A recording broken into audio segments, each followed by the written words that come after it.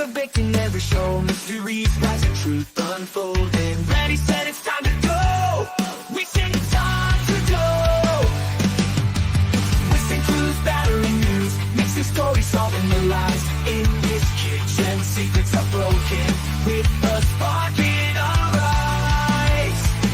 In the broken baker's kitchen, the secrets crumble like sunrise. We'll sift through clues to find the news. With a spark in our eyes, the broken arrives. Broken arrives.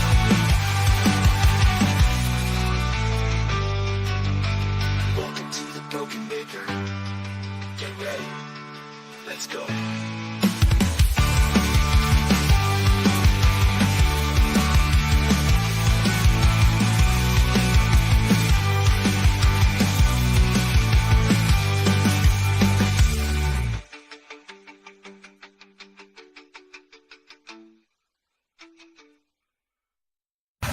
I'm Jimmy. How y'all doing? The most important people in this case that everybody seems to have forgotten in this room is the jury. So we're going to take a 15-minute break and both sides take a pregnant pause and think about the jury. Good morning, good evening, good afternoon, wherever you are, whoever you are. What if any you might be, and Mo, especially you be what you want to be. Well, I was hoping to have better hair today, but that was not in the cards, so maybe tomorrow. Yeah, we were a little late. I was using this new facial scrub that Jamie recommends. Beauty on a budget. It's mostly gravel. It's a little rough on the skin, but it gives you a nice ruddish sheen to your face. Beauty on a budget tomorrow at midday if Jamie can get out of bed. Remember, tomorrow, 12. I never figured out what's AM and PM when it's 12. I think it's PM once you pass over, because I consider that afternoon, but I know you guys use 1300.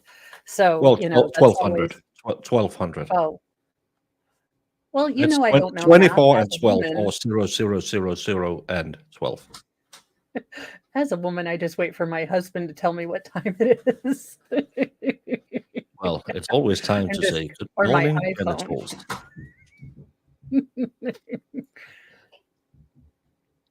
No, there was no oatmeal. It's mostly gravel. And she says, get up to a good running speed and then do a face first into it. It's probably little walnut, apricot, you know, the parts No, of the apricot you don't. she told me, run down a hill with gravel on it and just Just use 500 grit, you know, sandpaper. It works about the same. Farrell is up early today. Good morning, Farrell. Good morning. Thank you, Iris. Good morning here for all the straddle bushes. We won't really be covering, it'll be a lot of audio today. I got this off. I put the channel in the description, who has a list of these videos, because I haven't been able to find them. So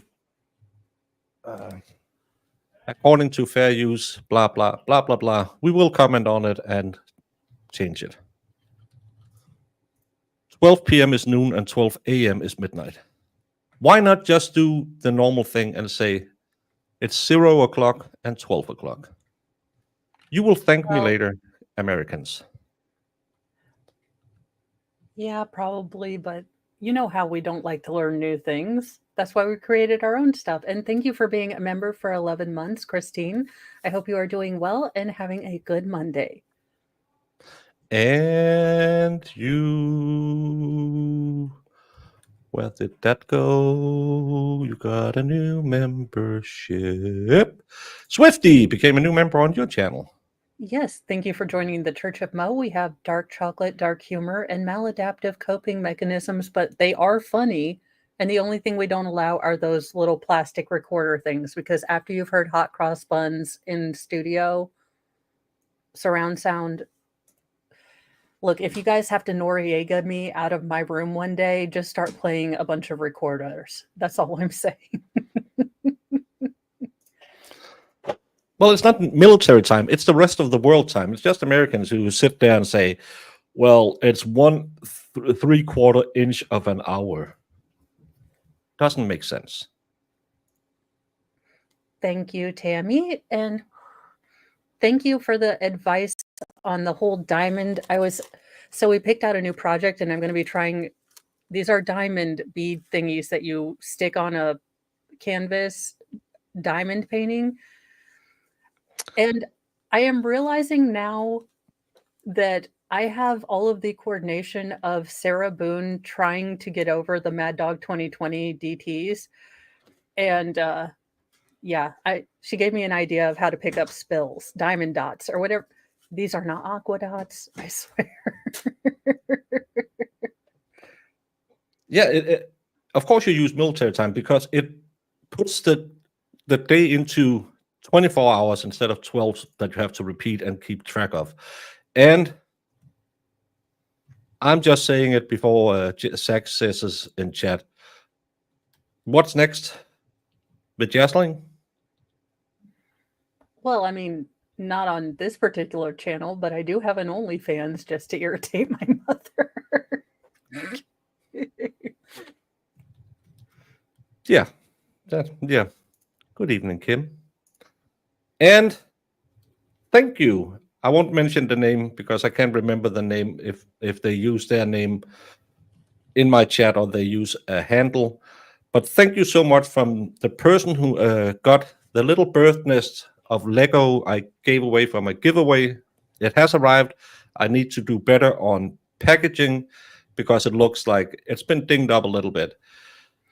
I can see at least 3 of the other packages are in the US right now. So hopefully within this week, someone gets something in there. Oh, I have Dr. Pepper Zero just, to keep my inner Sarah calm.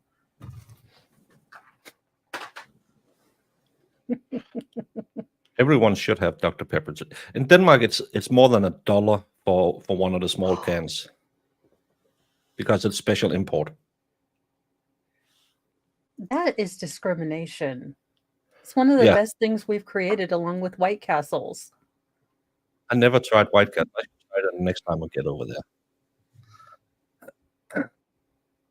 It's 6:13 there. Well, it's 3:13 here. So you must be on the West Coast. You got a Temu ad. You guys, I cannot control. The only ads I don't let on my stream are gambling and adult smexiness sites. Just in case I do always have not for children, but, Hey, Hospice Jess. Yeah, you're an hour behind us. Don't like Dr. Pepper, it's wild.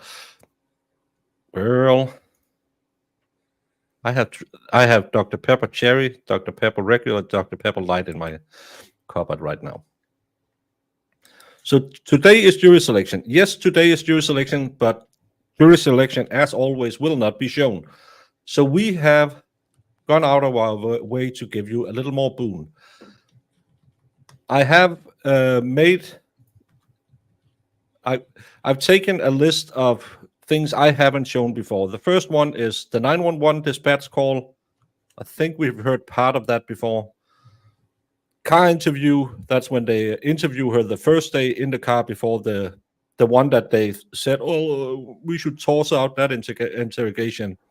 Then I have the interrogation of Jorge Torres' brother, Juan, Sarah Boone's neighbor, Vincent, Sarah Boone's neighbor, Brandon, Sarah Boone's property manager, Jorge's friend, Abraham, and the last one is Brian Boone. So it's a little all over the place. Happy Thanksgiving to all y'all Canadians. And yes, happy Isabella of Spain Day to you Americans. Because if she hadn't paid for it, you haven't been found. Well, yeah, I guess that's one of those.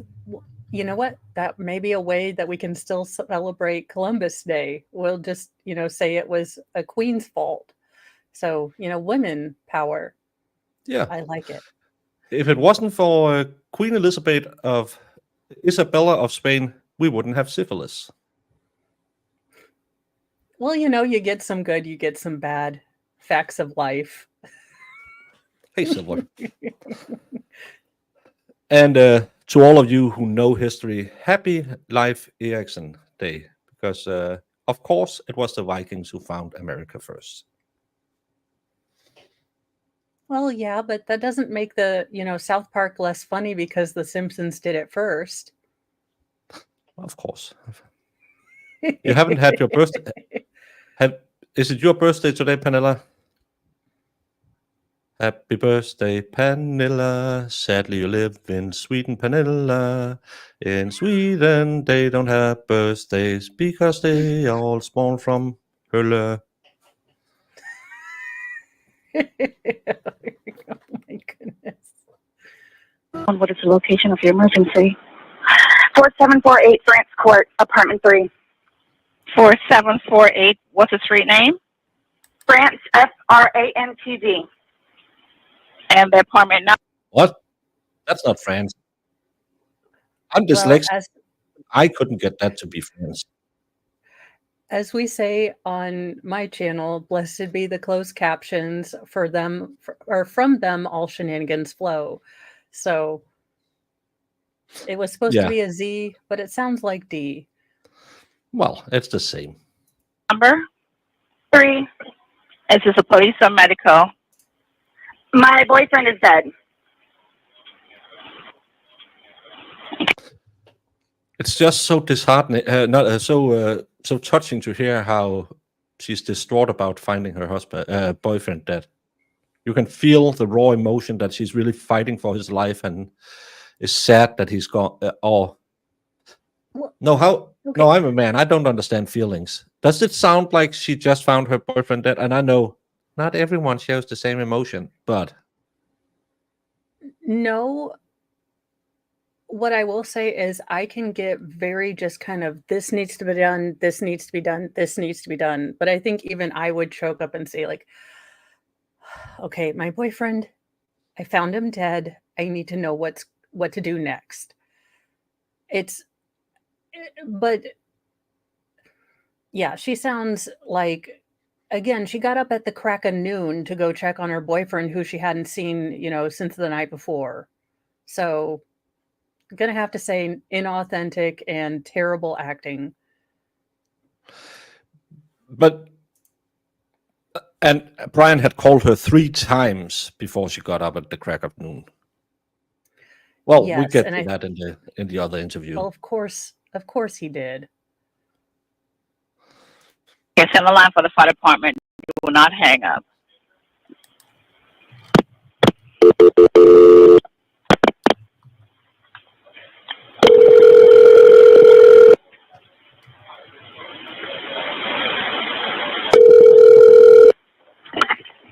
Fire rescue. So location emergency. That's 32. No, please don't leave. 4748.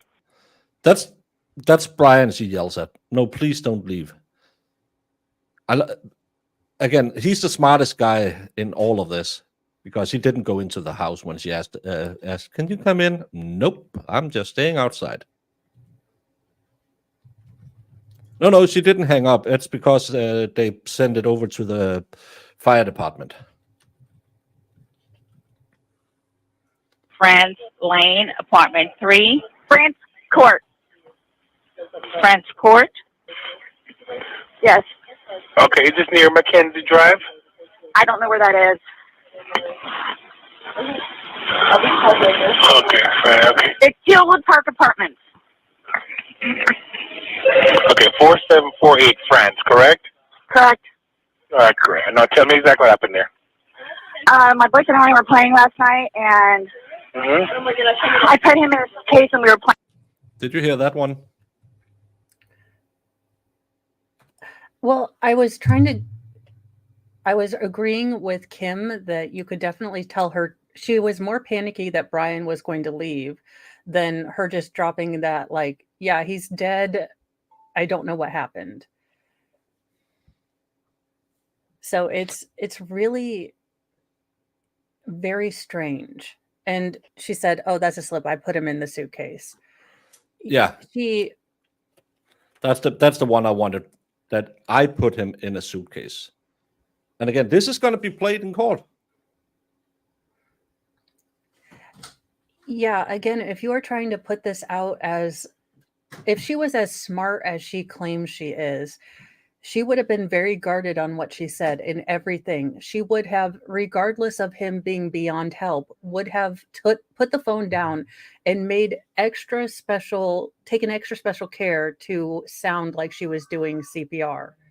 Yeah. Because what she is trying to cultivate here is a sympathetic woman who is distraught and horrified about what happened because it was a good day and we had puzzles and painting. She is not as smart as she thinks she is. This is not going to help her in any way. I'm starting to believe being a straight A student isn't that hard in America. She did graduate before No Child Left Behind, so probably correct.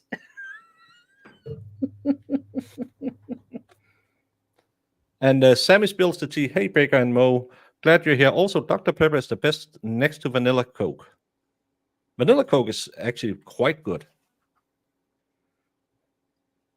I like Cherry Coke better. I will now say lean back and watch feminism support another narcissistic, abusive white woman. Hey, look, we have someone who wanted to turn this into a gender matter. Why? I don't understand why people need to come in and say that. Yeah. They must be new on the channel.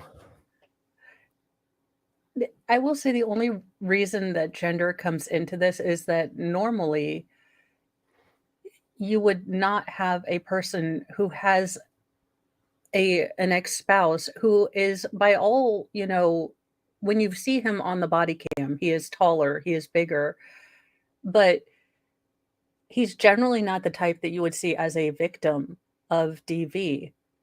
But it is clear that she is aggressive. Regardless of your gender, you can be an aggressive a-hole. This is really just, an a-hole hunt, not a, gender hunt. No, I don't think a lot of sympathy will be found on these channels for Sarah Boone, no matter if it's me or Mo. Why didn't we say congratulations on Friday? Was it a secret? Who? What?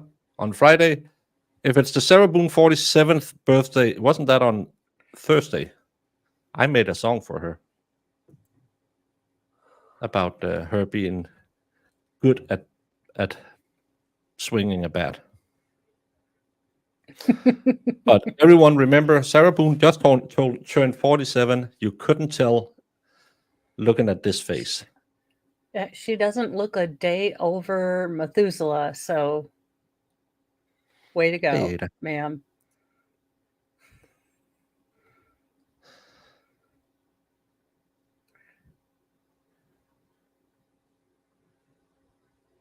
Are you? I'm just sadly my eyes touched the chat. Rick and I were playing last night, and I put him in a case and we were playing, and like kind of hide and seek kind of thing. So I fell asleep, and I woke up, and he was dead in the suitcase. So I don't know what happened. I don't know what happened. Well, okay, what's your apartment number? 3. Apartment 3? Yes, like he has like blood coming out of his mouth, and I don't know if like he had like an aneurysm or what happened. Right, okay, all right, okay. Listen, we're getting help out there too. All right, okay. Okay, now? Okay, listen, we're on our way out there. You're at 407-716-8684. Okay, is he hanging from somewhere or what, ma'am? No, I pulled him out of the suitcase. I tried giving him CPR. Okay, so he was in a suitcase? Yes, and I fell asleep. Okay, how old is the boyfriend, ma'am? 42-year-old male. All right. Okay, we're sending help out there. Sheriff's officer way out there? Yes, I'm ma'am. sorry? Yeah. Okay. All right. Listen to me. Okay. I just need to I'm freaking confirm out. this. All right. I understand. I just need to confirm this. Is he awake at all? Is he conscious at all? No. He's purple. Is he breathing? No. All right. I need you to get him on the floor, flat on his back for me. Okay. I did. I tried giving him CPR. All right. I tried giving him CPR. That's another thing. In the interview, she says, you can hear me on the phone giving him CPR while I talk to 911. Yeah. And I mean, I may be wrong about this because I haven't gone into the actual police files, but wasn't he still found partially in the suitcase? I believe Not so, on the yes. floor? So, Yeah. I mean, I am years beyond my CPR certification for working with people with developmental disabilities, but that kind of is a rule of thumb. You have to have them flat on, a hard surface with the head and neck tilted back. And CPR is incredibly labor intensive. It is incredibly, I mean, you're going to be out of breath. You are going to be sweating like a Sarah Boone in church. I mean, there are just going to be a lot of things that you can't fake if you are doing CPR. No, and Marissa, yes, you are right. Later, she will then give him CPR, but she claims that she had already tried giving him CPR, and that's and yeah, remember that, as Mo just said, CPR is very labor intensive, and it doesn't sound like it when she gives CPR. Yeah. Okay. But nothing happened. He's purple. Okay. Listen to me. There's a defibrillator, but I need you to get it for me. Okay. What is You have it? an AED. You have an AED available? No. Yes, Sarah Right, has a you him defibrillator. now. Yeah. I'm sorry? Are you right by him now? Yes. Okay. Lay him flat on his. Okay, ma'am. Listen. So listen. Is he cold and stiff? Yes. Okay. Well, he's not necessarily cold, but he's stiff. And he's Right. purple. Okay. All right. Listen to me. Listen to me. I want you to lay him flat on his back for me on the floor, I did. removing the pillows. Okay. Yes, I did. All right. Okay. He's stiff and purple. Right. Okay. Listen. Okay, man. That's fine. We're still going to do compressions on him. Okay. All right. Place the heel of your hand on his breastbone, right in center of the chest, right between the nipples. Yes. Put your other hand on top of that hand. Baby, I'm telling you. Just by looking at him, you can tell. Okay. And Please. Okay, he just gurgled. okay. Listen to me. For those of you who've never been around people who aren't breathing anymore, that death rattle is just air escaping their lungs. It sounds really weird. All right. I want you to place the heel of your hand. Okay, right between his chest, right between his breastbones. Yes. Put your other hand on top of that hand. Yes, We want to pump his chest to me hard and fast. Going to do twice per second. I'm doing it again. Okay, no, just keep on pumping. That's all you need to do for me. Keep on pumping his chest for me. I don't need you to stop and talk or anything. I just want you to count out loud for me, okay? 1, 2, 3, 4, 5, 6, 7, 8, 9, 10, 11, 12, 13, 14, 15. This is Okay, ma'am, just keep on.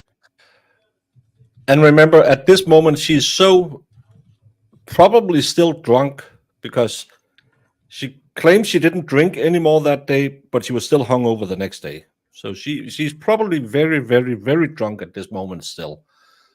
And you can just hear it 1, 2, 3. Two. No, you would be 1, 2, 3 if you were doing CPR the correct way. And I know I went over the autopsy report. I mean, there are generally, if you are doing real CPR, there are injuries to the, rib cage. There are injuries to the sternum. You can crack the, rib cage.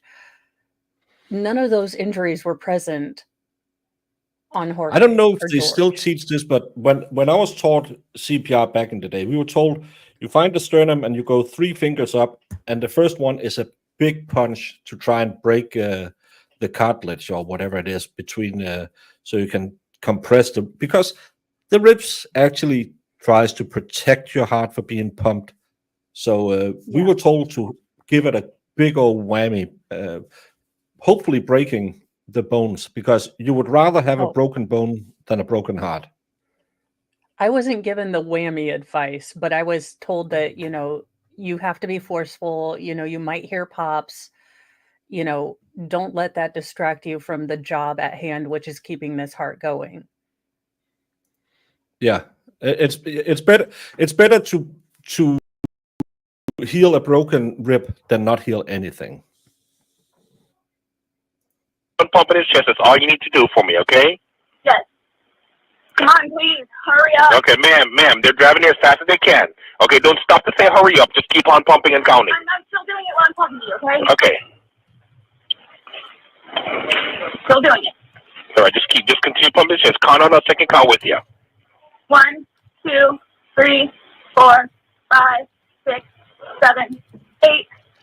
Zach, I don't know where you were taught CPR. Maybe the Blue Oyster Club. But did you know that actually back in the, I believe, 1850s or 1860s, along the River Thames in London, there was an apparatus so you could blow tobacco smoke in the second pocket of people who drowned. How anyone came up with that? Someone must have had tried it once, and someone came alive again. But yes, there was.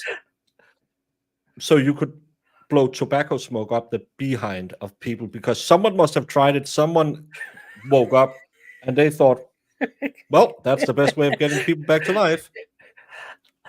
Yeah, but it would have made really hard, like, the more after school specials, like get your tobacco, smoke blow certification here at your local, YMCA and 4-H or, Christian center.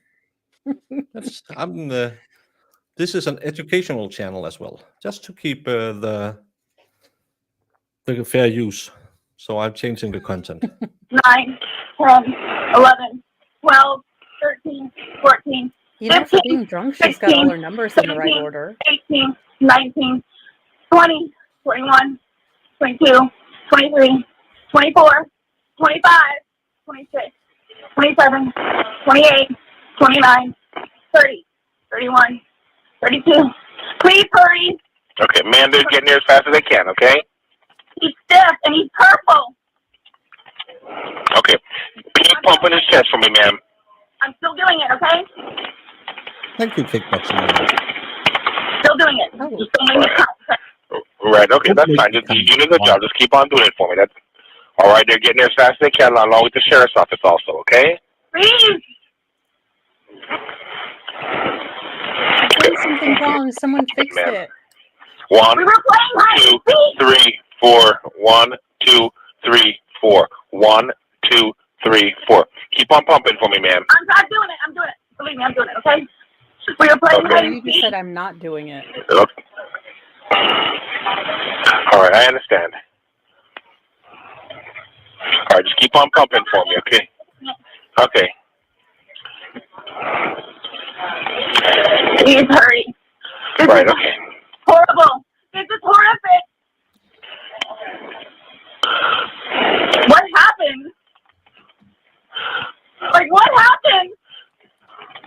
Okay, man, just keep on pumping his chest for me, okay? They're in the parking lot. They should be up there shortly, okay?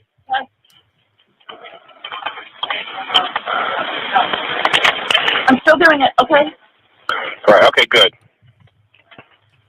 I think that's because she's screaming to Brian. Brian is standing at the door because he's a smart guy. He doesn't go into the room. So that's why she's screaming what they're doing. But again, for someone who is forcibly compressing a chest, she doesn't sound that. Can we just applaud Brian for, taking one look inside at this absolute S show and just saying, no, I'm going to sit back in my car. Good luck with this, Sarah. Have fun.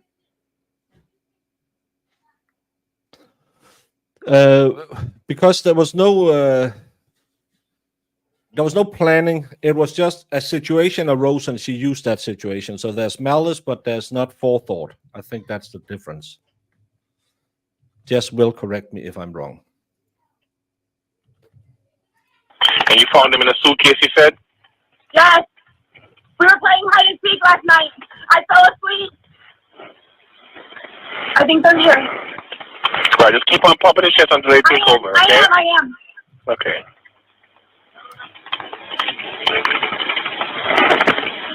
I am. Okay.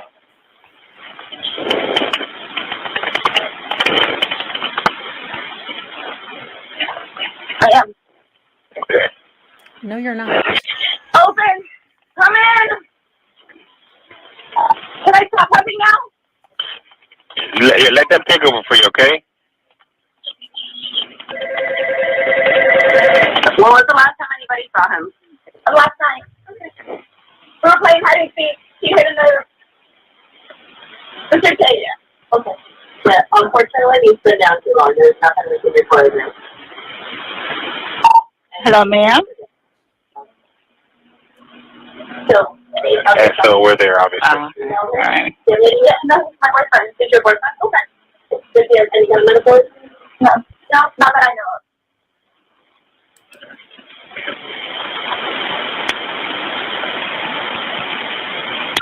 Hello.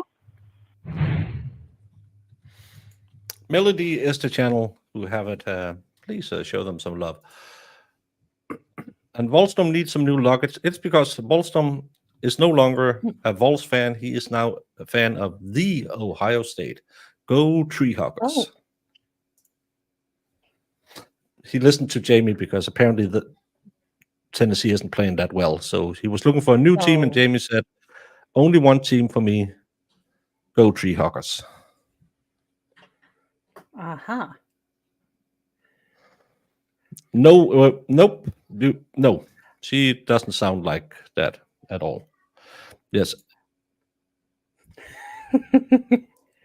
I do wonder if the state is going to call some of these paramedics to give their, where he was found in relation, or if this is, again, basically this case, you already have, her recordings and everything else. Do we need to go hard on the fact that she obviously wasn't giving CPR, or is that going to be a small little bit in kind of the totality that she didn't care? I don't know how the state would play that, but I might, if I were the state prosecutor, put it in like, he was still in the suitcase. She was not rendering aid for him. She did not call 911 until Brian told her like 3 times to call 911.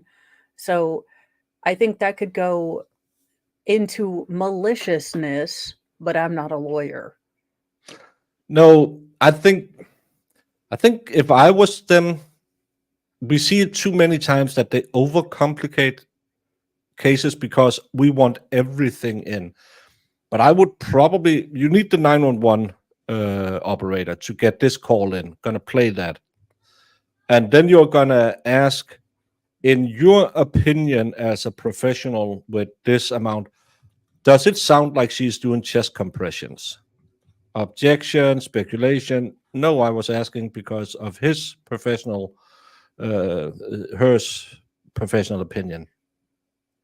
Yeah. So you kind of slide it in there, and then you get to the first responder and say, we just heard the 911 call. When you arrived, was she doing chest compressions? I think I would get it in that way, just again to show how not caring she was about all of this.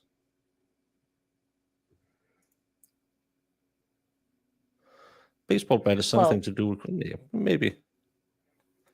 They're going to have the first responders to say exactly that, how was he when they arrived? I don't think you need much more past unless he said something to them. No, but just again to put that little caveat on it that she was an evil woman. Just ask, was she doing chest compressions? She said in the 911 call that she had taken him out. And then you can ask the ME, was there any signs of chest compressions? Because we have, just again, you don't have to spend an hour on it. Just ask and then tie it up in the closing arguments. You saw the video, how she was laughing like a hyena. You heard her interviews where she lied about what happened. You know from this expert that she now claims she locked him in the suitcase and beat him with a baseball bat. And you heard multiple professionals say there was no indication she even tried to give him CPR afterwards. I think I would do something like that.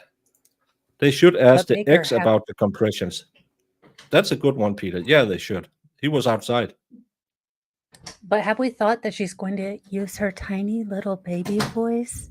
And I was cooperative in every way. I was afraid. I didn't know how to do CPR. I was so afraid. I think she wanted Brian to deal with it, which is why she waited until he was there to call, but he was smartly noped right back outside. Yeah, Brian is the smartest guy in all of this. First, he got away from her. Second, he didn't go back in the house. Well, the first responder said, there's nothing to do. He's too far gone. So they probably took one look at him and said, nope, that's rigor. There's no possible way we can do anything. I waited 4 years and 2 hurricanes for this trial. Bring it all in. I want my money's worth. But I want a clean case. I want a case where we don't do the Karen Reed thing and put everything from Aruba to the snow into a trial. I just want them laser focused. And again, as I've said, play the 2 videos and the interview and say, ciao. Yeah, I do.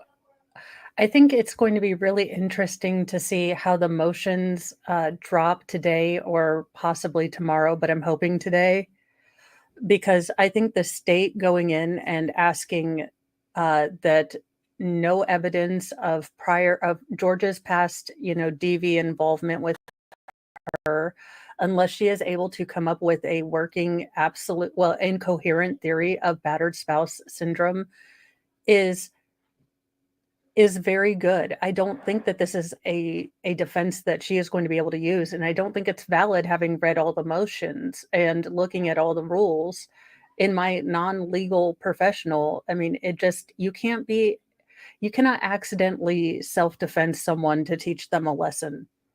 No, the lesson ends the second you are not in imminent danger. They have everything they need to support manslaughter with the video from her phone and the interrogation. They will need their witness to present the facts that taken from manslaughter to murder. Well, they need that battered spouse expert who said, I just got mad, is what she told me. And then you have her, it's malicious when she states, I beat him with a bat. But I just don't need 5 witnesses to say the same thing. That's a lot of times, a lot of the trials get bogged down, and it's just 5 people at the scene telling us the same story.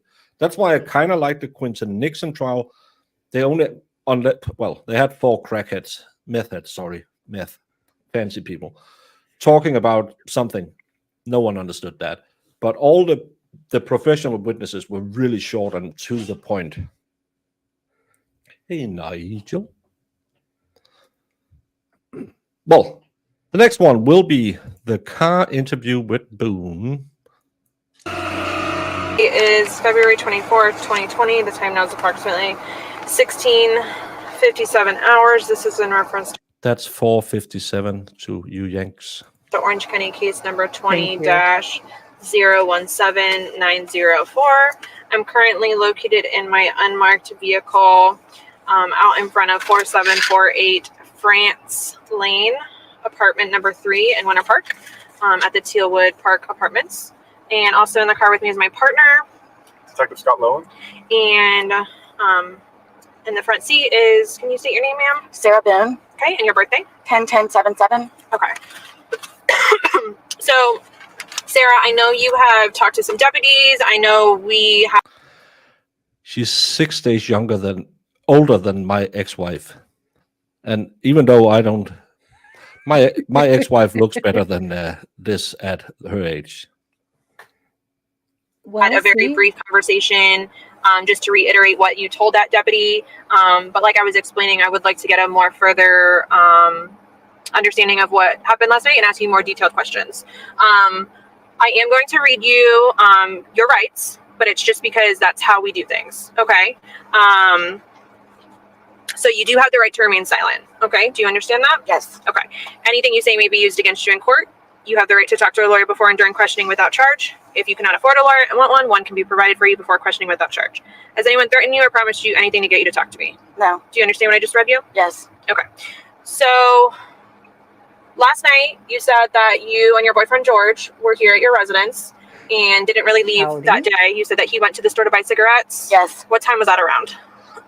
If you recall. Was it light out still? Dark out? Yes, it was light out It still. was still light out. Okay.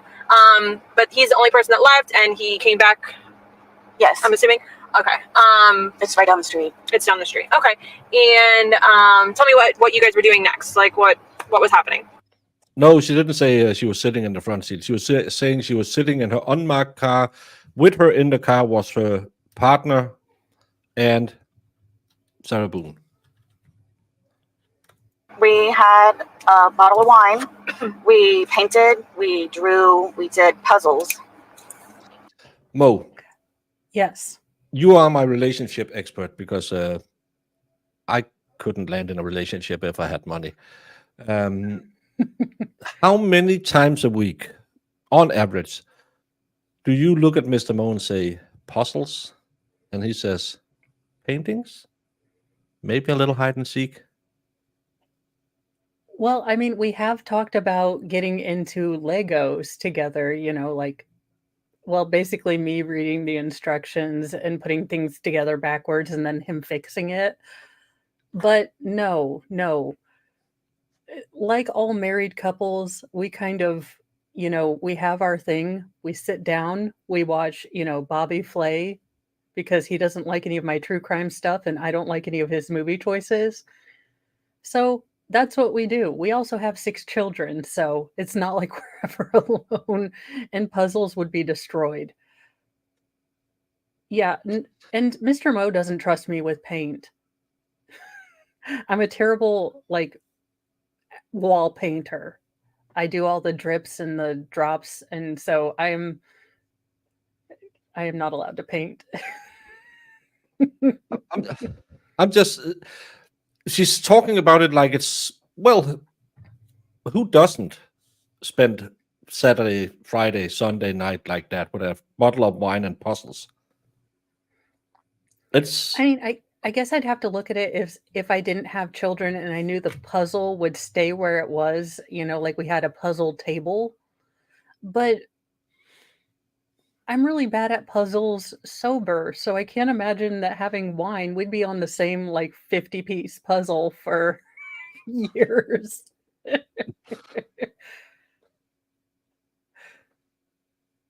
well, Tim, at least you have a purpose. I was never good. I know you start with the corners. And again, nope. That's, and it just seems like too much of a commitment. 5 to 6 years is what they say on most of the puzzles I've tried. It's too long. Please state, I don't care if it's not, absolutely pertinent to the case. I need to see this puzzle and these paintings because I have a feeling that they would be from Arkham Asylum. I feel like they would be something that the Joker would pick out. And I just need to confirm that instead of it being in, my headcanon. Yeah, it could be amazing if even a Rorschach test looks normal next to it. What? Pretty much. Do you remember what wine you guys were drinking? It's Woodbridge Chardonnay. Okay. The bottles are in the trash. Okay. We had one bottle, the bottles. That's a small little thing. Chardonnay. Mm-hmm. Okay. Needs And do to you have remember that. around like what time this was that you guys were sharing the bottle of wine, painting, doing puzzles? I'm gonna say 4-ish. Okay. And was this before he went to the store or after? I'm sorry. Had he already gotten home from the store at this point to buy the cigarettes? Yes. Okay. So it was around 4 p.m. Ish. that you realized. There's another thing, because they found 2 bottles. We saw how hungover she was the next day. Baker, they had silly straws and they were doing the Lady and the Tramp thing. You know, they just crossed straws. They had But s- some nice but still- Italian opera going in the back. I could sit here and drink a bottle of wine while we're doing this, and it'll roughly take it's me talking. It's going to take a couple of hours. I would be, as we call it, slightly buzzed after drinking a bottle of wine. That's 6, isn't it? 6 drinks in a bottle. That's okay. I would be. How many mason jars you use, because you know you can get maybe 1 or 2 servings out of a bottle. Hillchuck Americans know what I'm talking about. But it's just, again, we know she's a raving alcoholic. She wouldn't have been hungover the next day if she did she cut it with the pure moonshine or something? Yeah, that was always my question, because I thought you had, you built up a tolerance. I mean, I drank about that much of a bottle of Mad Dog 2020 and could not function for the rest of the day. So I don't know. That probably that tracks with how much I'm a lightweight, but yeah, she seems absolutely smashed in the videos. Yeah. But was she like cutting it with vodka? And again, I don't know that cheap Chardonnay they were drinking. 11 to 14%, I believe, is the normal level of alcohol, which would be 22 to 28 proof, because you Americans, again, do it the wrong way. We try. That we basically just started our country like all the things you guys use. Nah. That was exactly.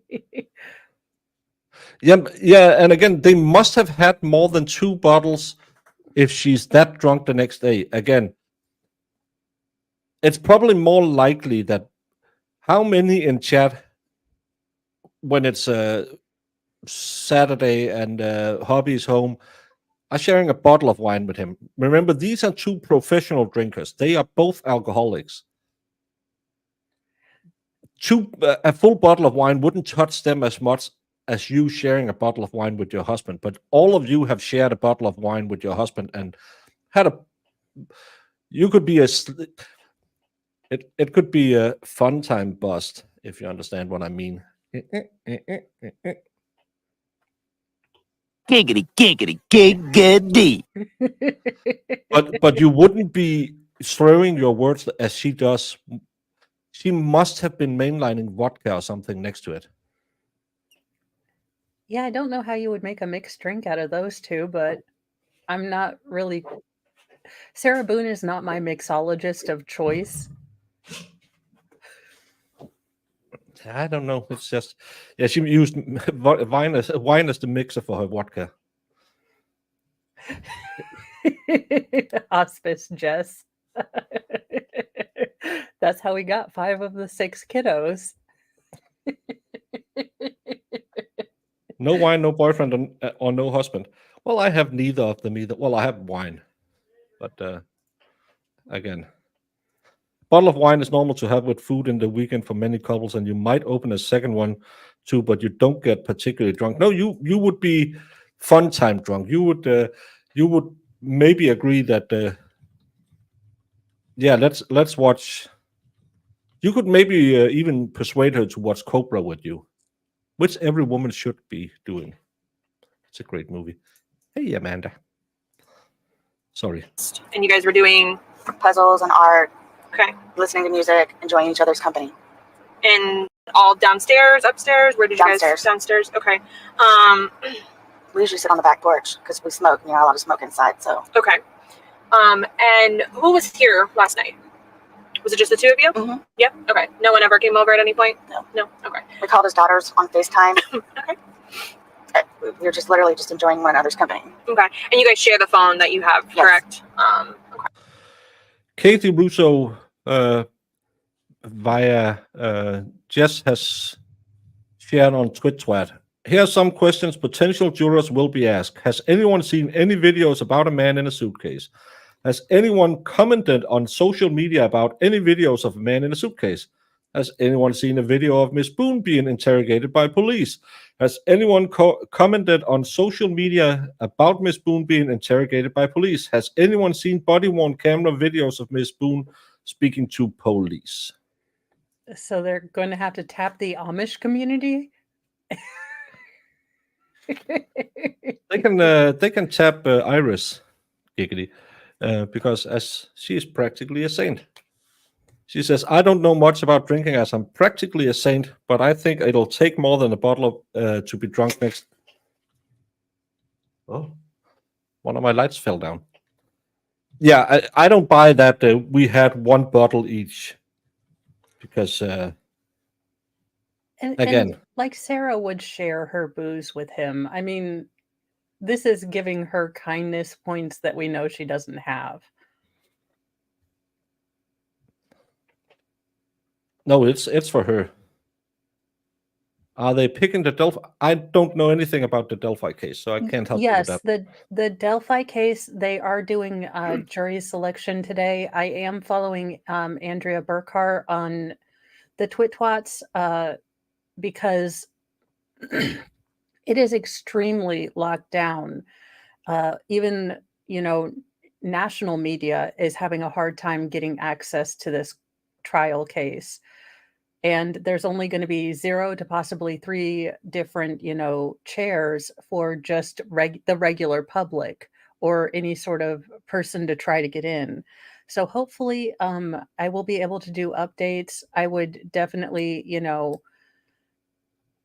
say follow Andrea Burkhart. I know Defense Diaries are going down there, but it's definitely one of those cases where something shady is going on. It's not Crime and Coffee. It's there's another one going down there. I saw driving down there yesterday. They did check her recycling. They found 2 empty bottles of Chardonnay, and I can't remember the name of the type, but it was in Denmark. It was quite a pricey white wine. It was it wouldn't be what I thought an alcoholic would drink.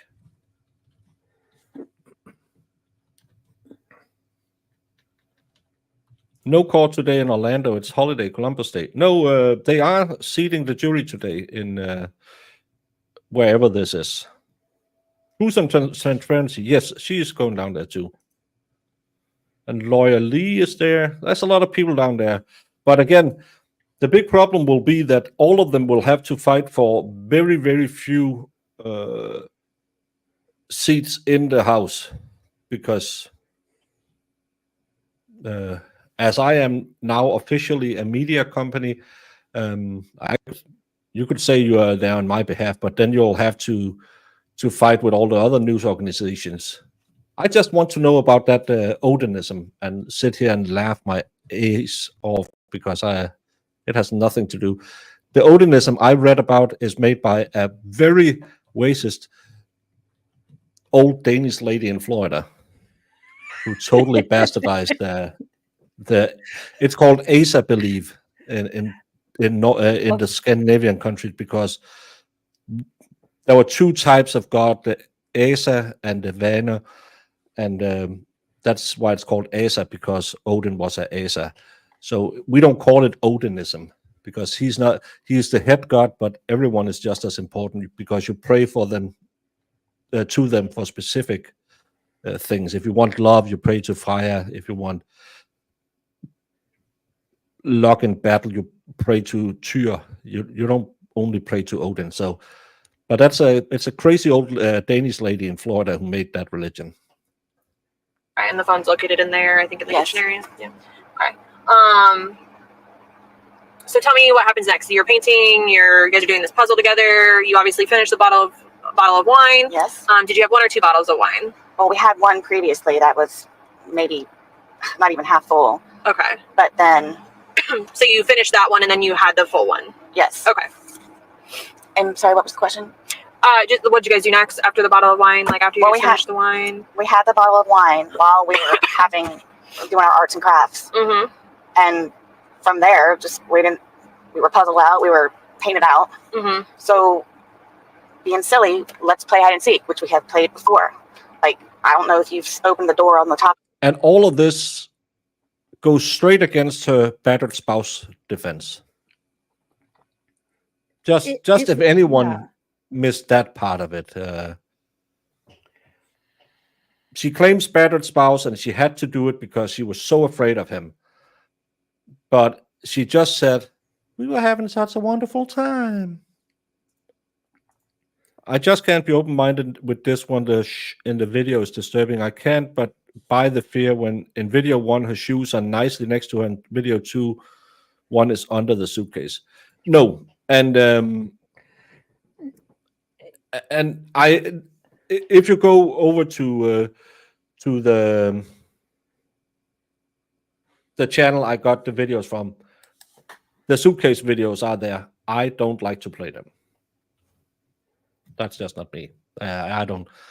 They are so nasty, so heart-wrenching to hear her cackling like a hyena.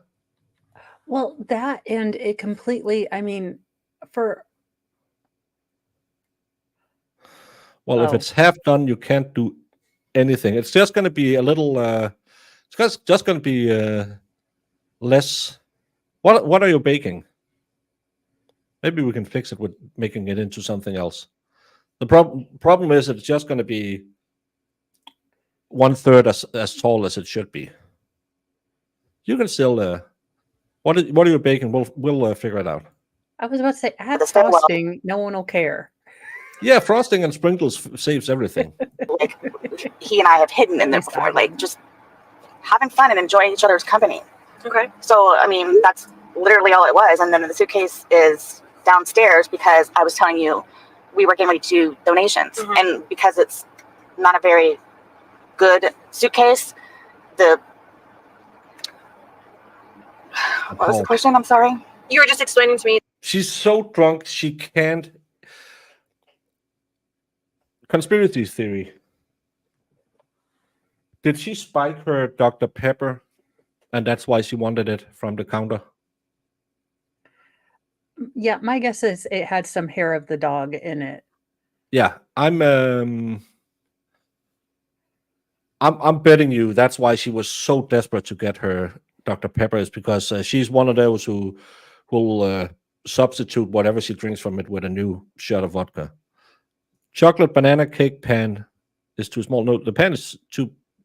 Oh, you used a 6x6 instead of a 6x9. Well, it's just going to be bigger. It's still going to be fine. Or if the middle doesn't bake, just cut it out and pretend it was a bunt on purpose. Yeah, and then just give it a nice glaze and put some. If you're taking it somewhere and you have a nice little pan to serve it with, or put it on a tray, chop up some bananas and chocolate and put it in the middle and say, look, it's to put on the cake for a little, make it a little fancier. I was about to say, put some Nutella in the middle. No one, again, you have come to the right place. As a person who just loves all carbs and sugar, I'm not going to a fancy restaurant. I want some good cake. That's all. Yeah, and it's you can always fix bad cake. It's not a problem. Make it a layer cake. Well, it's hard if the middle isn't the. Well, it should bake proper when it's just too small. It's more of a problem if it's too flat because it'll bake faster on the outside. Cake is saggy. Well, give it some more. Turn down the heat a little bit so it doesn't burn. Put some tin foil on top of it so it doesn't burn the top of the cake, and then just give it 5 minutes longer. Always start with 5 minutes. No problem. He decided to hide in there. So being silly, he and I were sitting there laughing at it, like with him in there.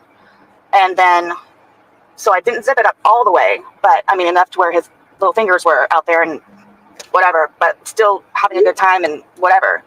Then I guess I decided to go upstairs, and I don't know, I fell asleep. So I woke up this morning and again thought he was downstairs on the laptop looking for a job, as he usually is. And then thought, where is he? Is he on the back porch? Is he in the bathroom? Like, where is he? And then I came to about the suitcase. So I opened the suitcase. I took him out, stretched him out, started to do CPR. Where air was coming out, and then like whatever gurgle. So I'm trying to do CPR on him. Mm-hmm. I'm shaking him, trying to get him to come to, but I could tell by looking at him, something was wrong. He's been losing his teeth lately and has been complaining about his chest hurts, which is why I keep trying to get him to go to the doctor, but because he nor I have a job or insurance, has been putting it off. Mm-hmm. So again, I didn't know what to do, so I called Brian, my ex-husband. I called him, he came over, just walked in and then walked out. I grabbed my phone and I called you guys. The first time you woke up this morning, did you look at your phone to see what time it was? No. Okay. Most of the time, like, I'll wake up, but because he nor I have a job, I'll usually just lay in the bed for a little bit longer because the house is clean. There's nothing else that we can do. Mm-hmm. Me thinking he's on the laptop looking for jobs, I can't use a laptop. So most of the time, I'll just stay in the bed and collect my thoughts and get ready for the day. So do you have any idea? Collect my thoughts. I believe that means get sufficiently drunk so I can function, get out of bed. Yeah, but I call BS on this because, okay, I don't compare myself to Sarah Boone, but when, like, if it's on a weekend and I sleep in, or, you know, I tell Mr. Mo, hey, would you take the morning shift with the kids? I can still hear them. My children do not have a quiet voice. Now, if I woke up and the house was deathly quiet, I would be leaping out of that bed to make sure that it's not on fire. Because, like I said, but to get up, think, it's pretty quiet. Okay. Because you can generally hear someone shuffling or doing something. And she couldn't use the laptop because they only had one and he's on it looking for a job. That's what she said. It wasn't that she couldn't use a laptop. It was she couldn't use it because he was using it. So, yeah. The collected thoughts of Sarah Boone. Yeah. Hey, Michelle. Do this to your cake. Give it a good glazing on top and then fill the middle. If it's still saggy in the middle but good on the outside, just cut it out and fill the middle with some fruit if you have to serve it to someone, or else just eat it. Even bad cake is good cake. It's like titlets and pizza.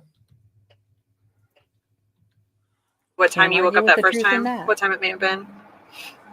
I don't know if you guys have. I'm gonna say 11 something. 11 something. Okay. Maybe. Is that when you finally got up, or is that the first time you woke up? No, that's the time that I decided to get up because I figured he was downstairs on the laptop. So let him look for jobs on the laptop, and then it usually I'll clean, he'll look for jobs, or vice versa, where I'll look for jobs and he'll clean. Okay. So you think you got out of bed after 11 at some point? Yes. Okay. But we can't recall which time. Do you think you were up for like hours before that, or collecting your thoughts? Brian, because I was supposed to have my son today, pick him up from school. Brian usually calls to make sure, hey, are you sure you're getting Lucas today? Because I've had job interviews. Right. Are you going to pick up Lucas? So after he called like maybe 3-4 times, maybe 5, I finally answered. And that's like... Do you think you were sleeping and missed those calls? No, I ignored them. You ignored them? Because he's notorious for blowing up my phone. Okay. But I understand why, because he's making sure that Lucas gets home. Right, yeah, okay. And to do whatever he needs to do day-wise. He's notorious for blowing up my phone. Yes, because you're a shitty mom who doesn't take care of your kids. It's got to be almost as clean as a meth apartment with 5 people high on meth for 5 days cleaning the apartment. She has been a cleaning lady. so he can schedule around it. Were you upstairs in your room at that time when you were ignoring those phone calls? Yes. Yeah. Okay. Okay. So not really sure what time you woke up. When we get to his interview, he will say, "I called her to make sure that she remembered she had to pick up our kid because she's drinking." Up initially, but Mom of the year. Yeah, mama. Whenever I feel, did I go wrong? I just look at people like Sarah Boone and Casey Anthony and say, well, at least they're still breathing. True. Yours are fine too.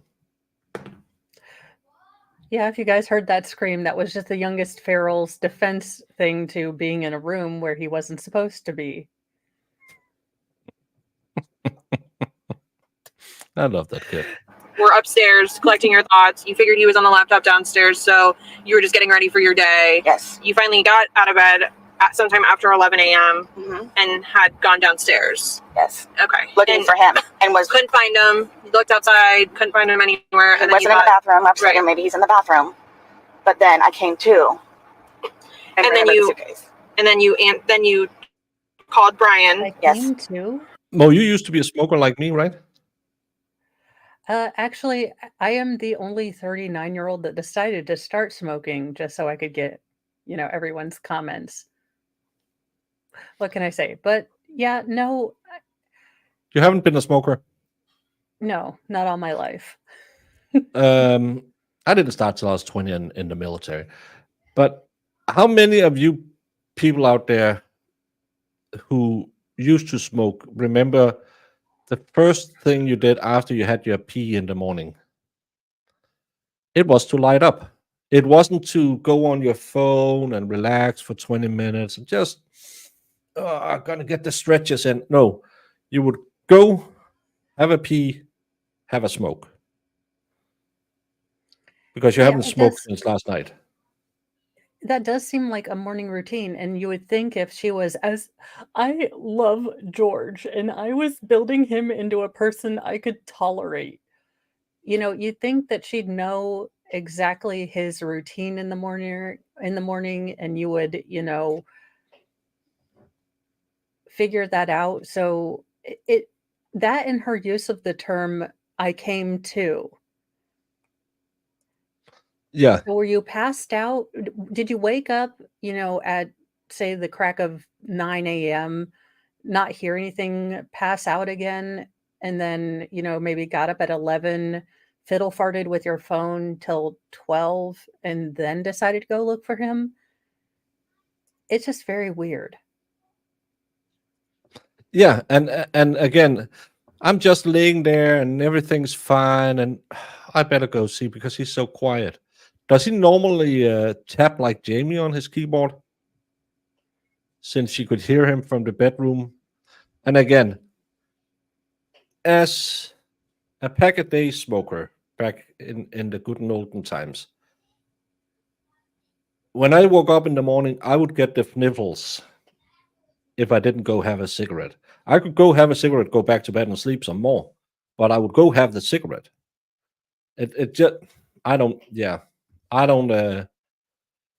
buy that she's not, that she didn't go down there. Yeah, you should ask to be excused, Jamie, for the. Have you tried typing without a hammer? He came over. I have the same thing with drinking. I can't, still to this day, even though I don't smoke regularly, if I get drunk, I smoke. Because it just goes together. That's just one of those things. I've heard that from a lot of people, like that, maybe only smoke socially, like when they're at a bar, but they will smoke. And Jamie, I got this new keyboard. It makes no sound, although you can still hear how loud I am pushing on the buttons. Like, apparently I have internalized rage against the keyboard. Yeah, and she had to take a couple of shots before going down to the main level to check on Jorge. Probably that's the thing. I bet you. I think I've told this story before. My ex-wife's neighbor, he had two beers on his nightstand, Because if he had to get up in the night and have a pee, he had to drink a beer so he could walk to the toilet. And in the morning, to get up and get out of bed, he had to drink. And we're not talking about a Bud Light. We're talking about the strong stuff, like 7 or 8% alcohol, just to get moving. And he was a massive drunk, but nope. Sarah is a massive drunk, is a smoker, but has none of the cravings other have. Come over. Yes, he came over. He lives down the road, right? Not very far. He came over, walked in, basically walked out. You called 911. Yes, I had my phone in my hand. I just wanted to wait for him to get there because I didn't know what to do. Right. Okay. And then we arrived. Like I couldn't. I don't know what happened. Like I don't know what happened, but like my whole thing is the whole like teeth losing thing, and I don't know what happened. Like I don't know what happened. I don't know what he and I were having an amazing time yesterday, like we normally do. No arguments. No, nothing. Okay. And the thing with him though is, which is why we've been doing puzzles and artwork lately, is that he's been stressing about a job, of course, which we've talked about. So what I did was start having him do puzzles and artwork to keep his mind off of it. Okay. His ex-wife is all over him about sending money, which he can't do because he doesn't have a job. Right. So he was stressing about that. He's been stressing about the job. But that's why I started to buy puzzles and paint to get his mind off of that, which is what I don't know if you noticed on the phone that he's all of our artwork and stuff. Okay. So I don't know. I mean, music, art, and playing with the dogs, dancing around the room with the dogs. And then decided to play hide and seek because we're always trying to outdo each other on where we can hide the best. How often do you guys play hide and seek? Gosh, that was maybe the third time, maybe. Okay. Is it a more recent game you've gotten into, or 3 times the total in your relationship you're talking about? Lately. Because again, like we were puzzled out, but we painted already, so why not? So you were downstairs hanging out. Do you remember around what time you guys started playing hide and seek? Honestly, I don't. Do you remember if it was dark out? Yeah, it was dark. Okay. It was dark. But my thing is like when I spend time with him and I tried to get him to start doing it, I don't look at the clock. Okay. I'm here with him and we're having a good time. I don't need to know what time it is. Right. I didn't know if you were like on your phone, if you got a text message, if you got a phone call last night. We called his daughters yesterday, FaceTime. Right. What time was that at? I don't know without looking at my phone. Okay. But I ended up. Would that be the only activity that you had yesterday on your phone? And here's another reason they might have taken her phone Lucas, to son. check. Okay. I was calling they called morning. the daughters. No, it was evening. Evening. Okay. But I'm just trying to help you, like, remember something you did right before hide and seek that would help you remember a time or give us a good time frame, because that's important for us to know. I want to be able to tell the doctors that. I don't know, to be honest with you. Okay. So when you called Lucas, was it before or after hide and seek? Before. Okay. And when you called and FaceTime his daughters, before or after hide and seek? Before. Okay. And did you call the daughters first and then Lucas, or Lucas first and then the daughters? I know I talked to Lucas, but then we talked to the daughters afterwards. Okay. And I don't remember if she called us. No, I know he called Cookie. But yes, we called her. What are the 2 daughters? Cookie? That might be his ex-wife. Maybe her nickname. It's going to be interesting listening to his brother, because apparently the family hated when she made him call when he was drunk. I haven't listened to it, but I think that's what he talks about. Well, and I know that was part of the psychological abuse that I noticed, because again, if we take Sarah at her word, she is trying to get him away from things that cause him stress.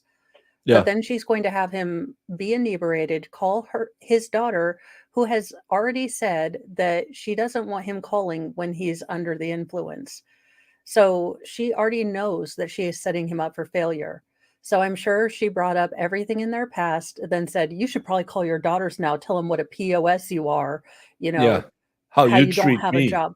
And I'm sure since it was her phone, I put it not past her to push push call, have it on speaker, and him saying, no, I don't want to talk to her. She's asked me not call when I'm drunk, and her just shrieking in the background like a bad impression of a banshee.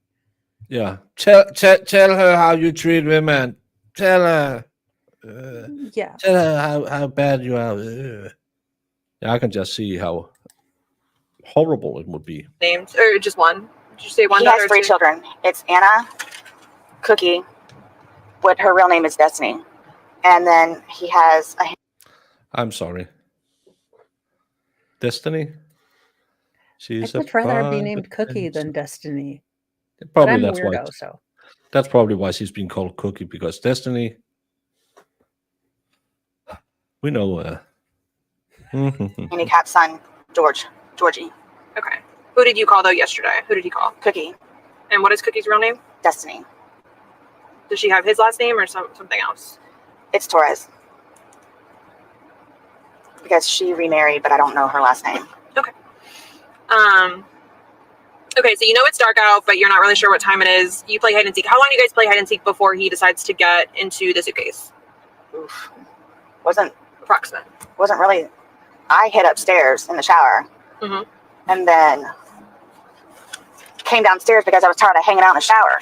Okay. So that's when he was playing around in the suitcase. So because we both thought it was funny that, oh yeah, well, I'm going to zip you up. You didn't come look for me. So. What? That sounds like punishment. Like, you didn't come look for me, so I'm going to zip you up. Sarah, that doesn't sound like fun. That sounds like you got ticked off for him maybe being drunk and forgetting you were hiding. He was just unused to quiet. Boone starts as soon as they have a jury. We can't tell you more than that right now. And Leilani Simone, is that the dumpster baby? Or is it the? I think so. Yeah, the military wife as well. That's going right now. There's a lot of cases going, but luckily, there's tons of YouTube channels that covers all of it. So, yeah, they are really good dancers.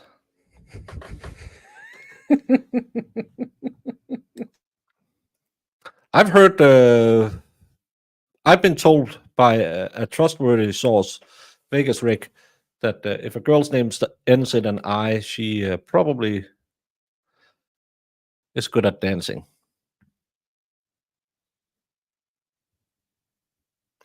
Yeah, they were talking about Wednesday last week too, but again, they could be lucky. It's the first 6 people they talk to who gets in there. But I think they talked about getting a big overflow if anything happens. But I just can't see this going for 2.5 weeks. I can't do it. Again, it's a broken suitcase, but what do you mean by broken? It's only got one of these, but because I didn't zip it up all the way, he was doing the. You mean it doesn't have like the pull part? Correct. Okay, but I think it's got a, what do you call it? A paper clip.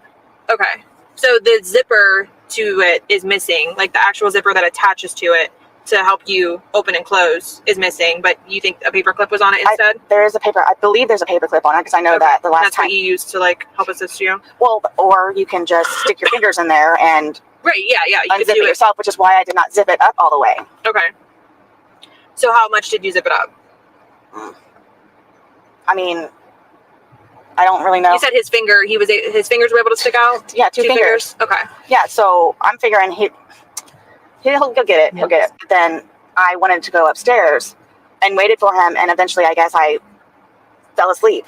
I had the dogs in the bed with me. It was warm, and then fell asleep. Her blind 2-legged dog, whatever it is. That's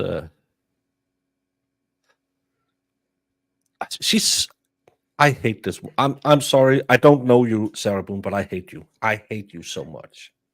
Yeah, and it's just the callousness with which she treats this. Like, look, I try to turn George into, a productive person who had value in my view, but it didn't work out, and now he's framing me, and this is Yeah. totally unfair. This is unfair. I mean, she is more upset that she's getting held accountable for the first time in her life rather than again, George had his problems. He obviously dealt with substance abuse issues, but as a family member, as a person who, cares about a person like that, there's always that hope that the person will hit rock bottom and will, dig themselves back up. Now there's always going to be that empty spot at every family occasion. And this does not even compute to her. She doesn't even, or can't or won't comprehend that she has taken away a life. She is more upset about, people are talking about me on the internet. Judge Wooten and YouTubers are making millions of dollars on me. Yeah, and that's the part that makes me. And again, it's maybe a little stupid to say I hate her, but that's what makes her so dislikable. Because as we talked on about before the show, take the effing plea deal, agree to manslaughter, say sorry to Jorge and his family, let them have peace. But no, you are too much of a see you next Tuesday to even admit that you did anything wrong, anything at all. Yeah, it's a way she absolutely doesn't understand that she has a responsibility that really annoys me. Hey, Well, there. it's the same thing as Daryl Brooks. Daryl Brooks is like, we'll never know why God allowed this to happen, or y'all think I'm heartless. You ran through a parade, Daryl. Yeah. We don't need Sherlock Holmes here for this. No, I'm pretty sure even Mindy Collins' Wilma could figure that one out. I don't know. That's giving Velma a lot of credit. Mindy Kaling's Velma at that. Yeah. She's very focused on her image and how others view her. She is, but that's because she's a narcissist. It's me, me, me, me, me, me, me. What was the stuff she needed to tell them? It wasn't that, well, we had a rough relationship. He was beating me like a piñata. I was really in fear of my life. No, it was, I'm a straight A student. I try to excel at everything I do. I'm such a perfect specimen. That was what she needed to tell them in the interview. And she was more annoyed that she had to maybe tell Jorge's family she killed him. To me, that's an other bitch. Yeah, and let me tell you, when you get this news, it is life-changing. You feel like you have been sucker punched. The gravity has gone out of your world, even if it's something, like a diagnosis and the person's on hospice. No one flippin' cares enough about you, Sarah Boone, to have gone straight into, pitchforks and, torches mode when they learned that their son had died. No one cares that much about you, Sarah. Only you care that much about you. Yeah, that's the thing. She wants everyone to care as much about, because this case isn't about a dead person. It's about the injustice. The way I just read all of her crazy letters until she went pro se, and each and every one of these letters was just, woe me. I have been trying. And she continuously just pushes it because she can't face consequences. This lady, that's why she's living like she does. She never accepted she had part in anything in her own life. It was everyone else who ruined her life. She should be the new queen of America. She deserves that. She's that good in her mind. Yeah, that the battery is dying thing, it strikes me every time we watch it. We can hear his begging for his life, and she's saying, "Oh, your battery's dying." That's all she focused on. Yeah. So you guys are joking. He's in there. You said you could see two of his fingers? Yes. And then Like you just decided, okay, I'm going to go upstairs now, or Because I figured he would get out and then go upstairs and have intimate relations like we normally do. But I fell asleep. okay. He never I can came see why he upstairs. stayed in the suitcase. Again, I'm thinking he's downstairs on the laptop earlier today, and then remembered. Okay.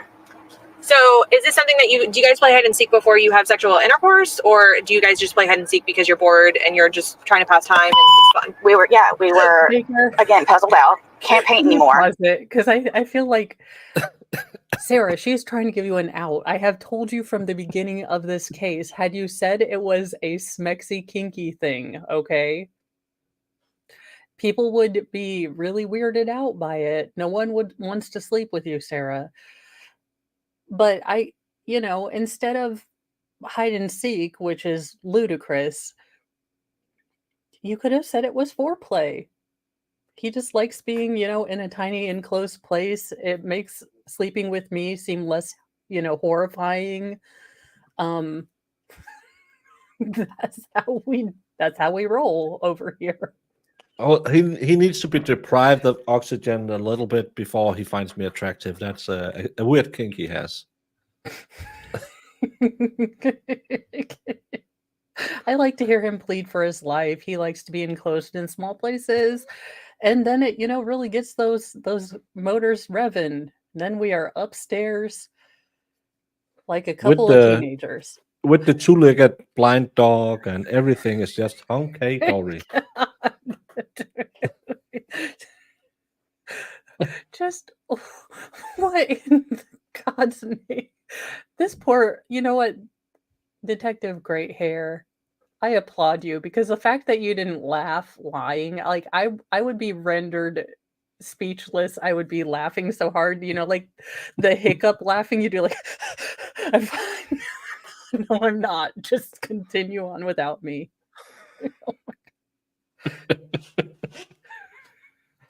I have fantasies about getting in the ring with her. Never have I wanted to do that in my life before. Not proud of it. Just saying, Kathy, I think that's a normal reaction to this woman because she is just annoying. Yes.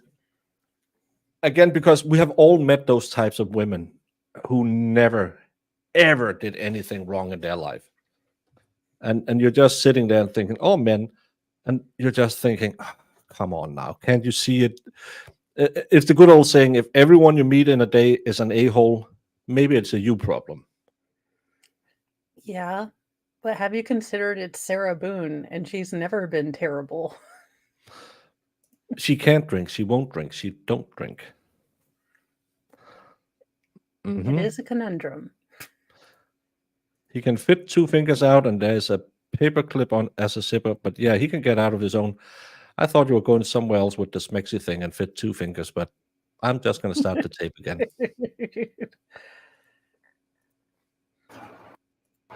Even started to purge some of the art that's on it. All you're getting is buffering. Close the tab, open the tab again, and come in. Most times it's not enough just to reload the tab. Yeah, unfortunately. Autoerotic asphyxiation, yes, is a thing. Rest in peace, the guy from Kill Bill. David Carradine. Yeah, and Brian Hoxnell from Simply Red, who used to date a Danish supermodel. But it's a thing, but it's not normally something you do by cramping yourself into a small enclosed space. You normally have a belt or something like that. Sorry. The wall now, so. I'm wondering why so many people get demonetized on Twitch. What?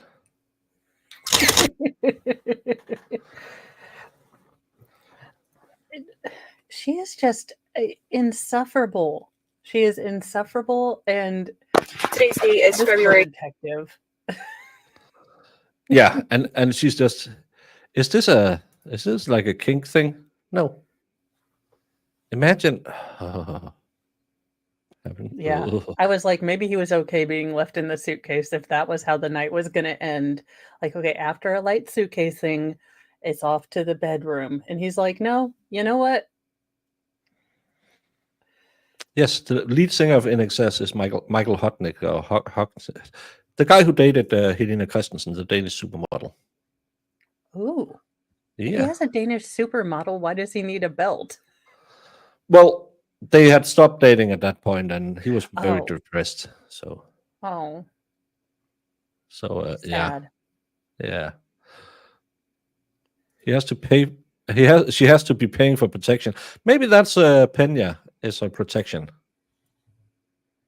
Hutchins. Yeah, Hutchins. Interrogation and not interview of Jorge's brother. I don't know. I didn't name these. It's again, all of this can be found on Melody's YouTube channel. Go over there, give a little subscribe and a likey poo. She has all of this plus the videos I won't show. 26/2020. The time now is approximately 13:22 hours. This is in reference to Orange County case number Also, her who put the pictures on that. It's not me. 20-017904. I'm currently located in my unmarked agency vehicle outside of yard in Orlando, Florida. In the car with me is my partner, Scott Lower. And in the front seat is, sir, can you state your name Oh, it's in the front seat. Sorry, I was wrong before. for me? Juan Torres. And your birthday? 21. Okay. And you are the brother to George Torres Jr., correct? Yes, ma'am. Okay. It came to my, your parents had explained to me that you had a conversation with George a few days ago. Do you recall that specific date? Yes. It was Sunday. On Sunday. So Sunday, we're looking at the calendar together, the 23rd? The 23rd. Okay, so February 23rd, you guys had a conversation. Do you recall what time that conversation took place? 7:30. Well, it finished at 7:30. Do you remember what time it started? Do you by any chance still have it in your call log?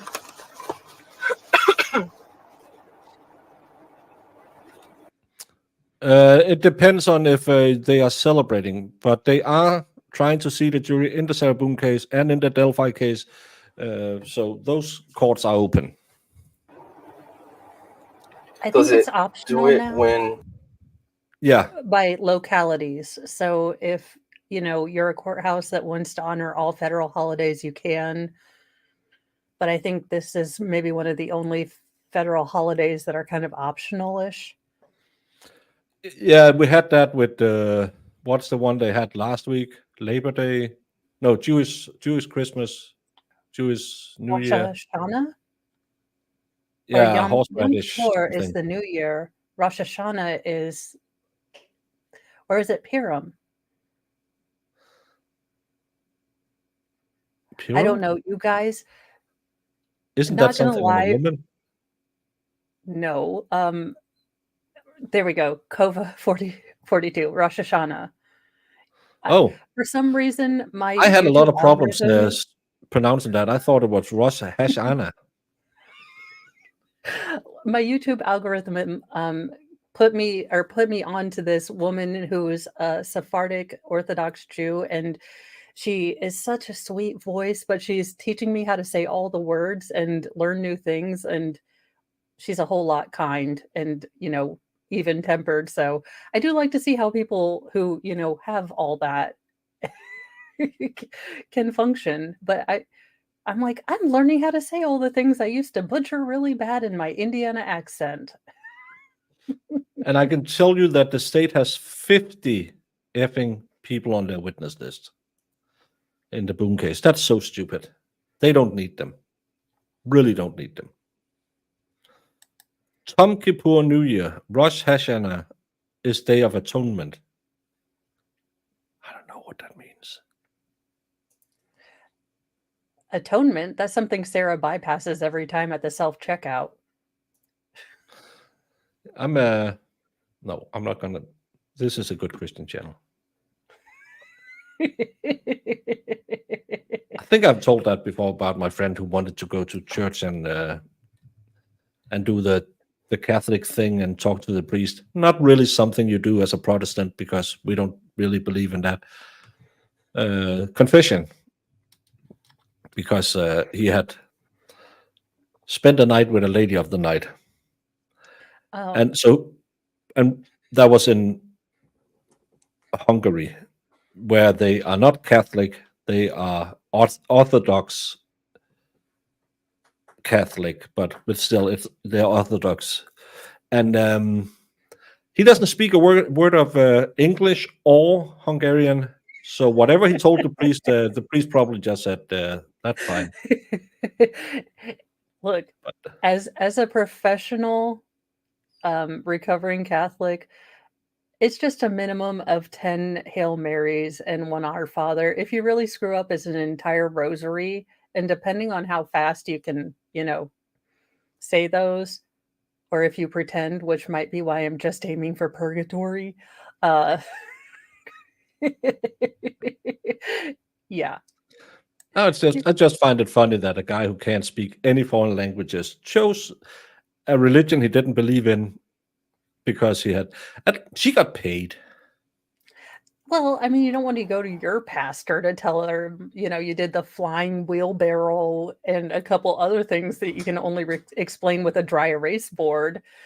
You did the Del not the Del Brooks, the Garth Brooks. So it had to be 7:30 because when you call it, clocks it. It doesn't do it at the end. It starts it. It starts it, and So then it tells you how long you talk for. So it was 7:30. Okay. If you do have it in your call log, I'd love to take a picture of it if you still have it. Something right here. So it'd be Sarah. Yeah. Okay. But, If you click, I'm just gonna. Hey, John. There we go. Do you mind if I take a photo? no, it's fine. No starfish with Sarah.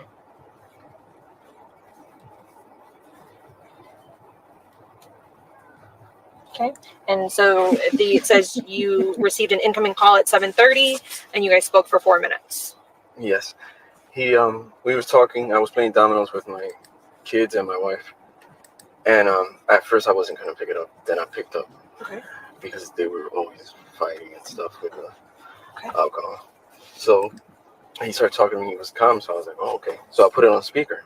So my kids are there, like they joke around with him, and he was joking around with them.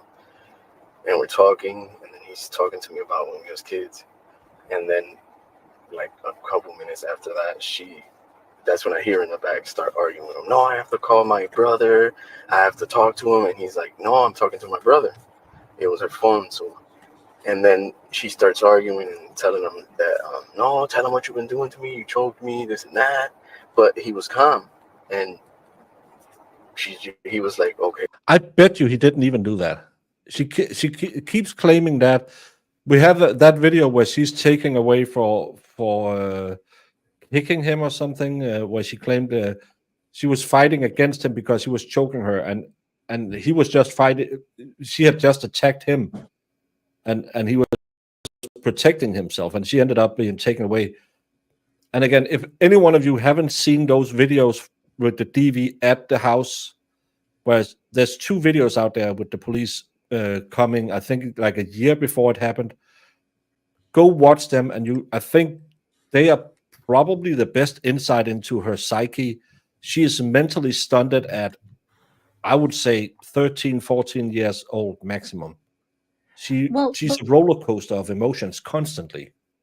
We all know this person. I mean, generally we avoid this person, but it's the person that on first blush, okay, it looks like maybe they are a victim of something. But then as you hang around them more, you realize that there's a lot of manipulation. There's a lot of cry bullying.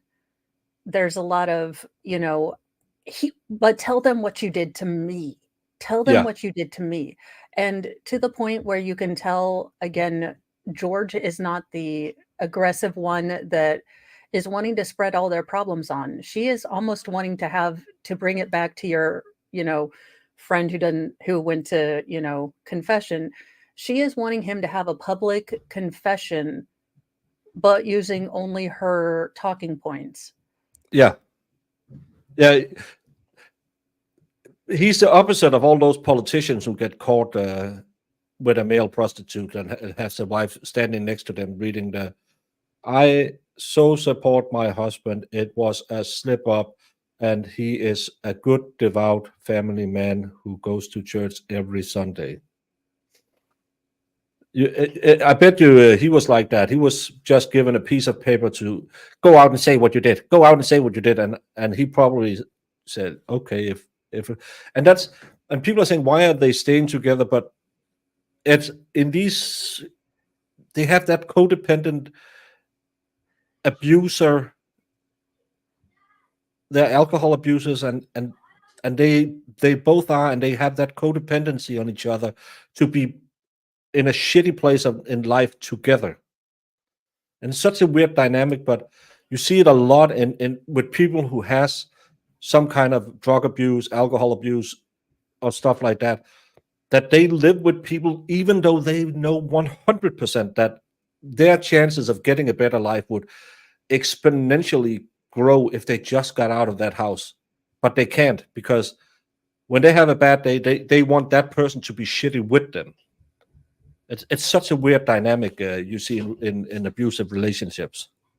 Yeah, and my guess is that she always presents it as, hey, do you want to talk to your, I've got some free time on my phone. Do you want to talk to your brother?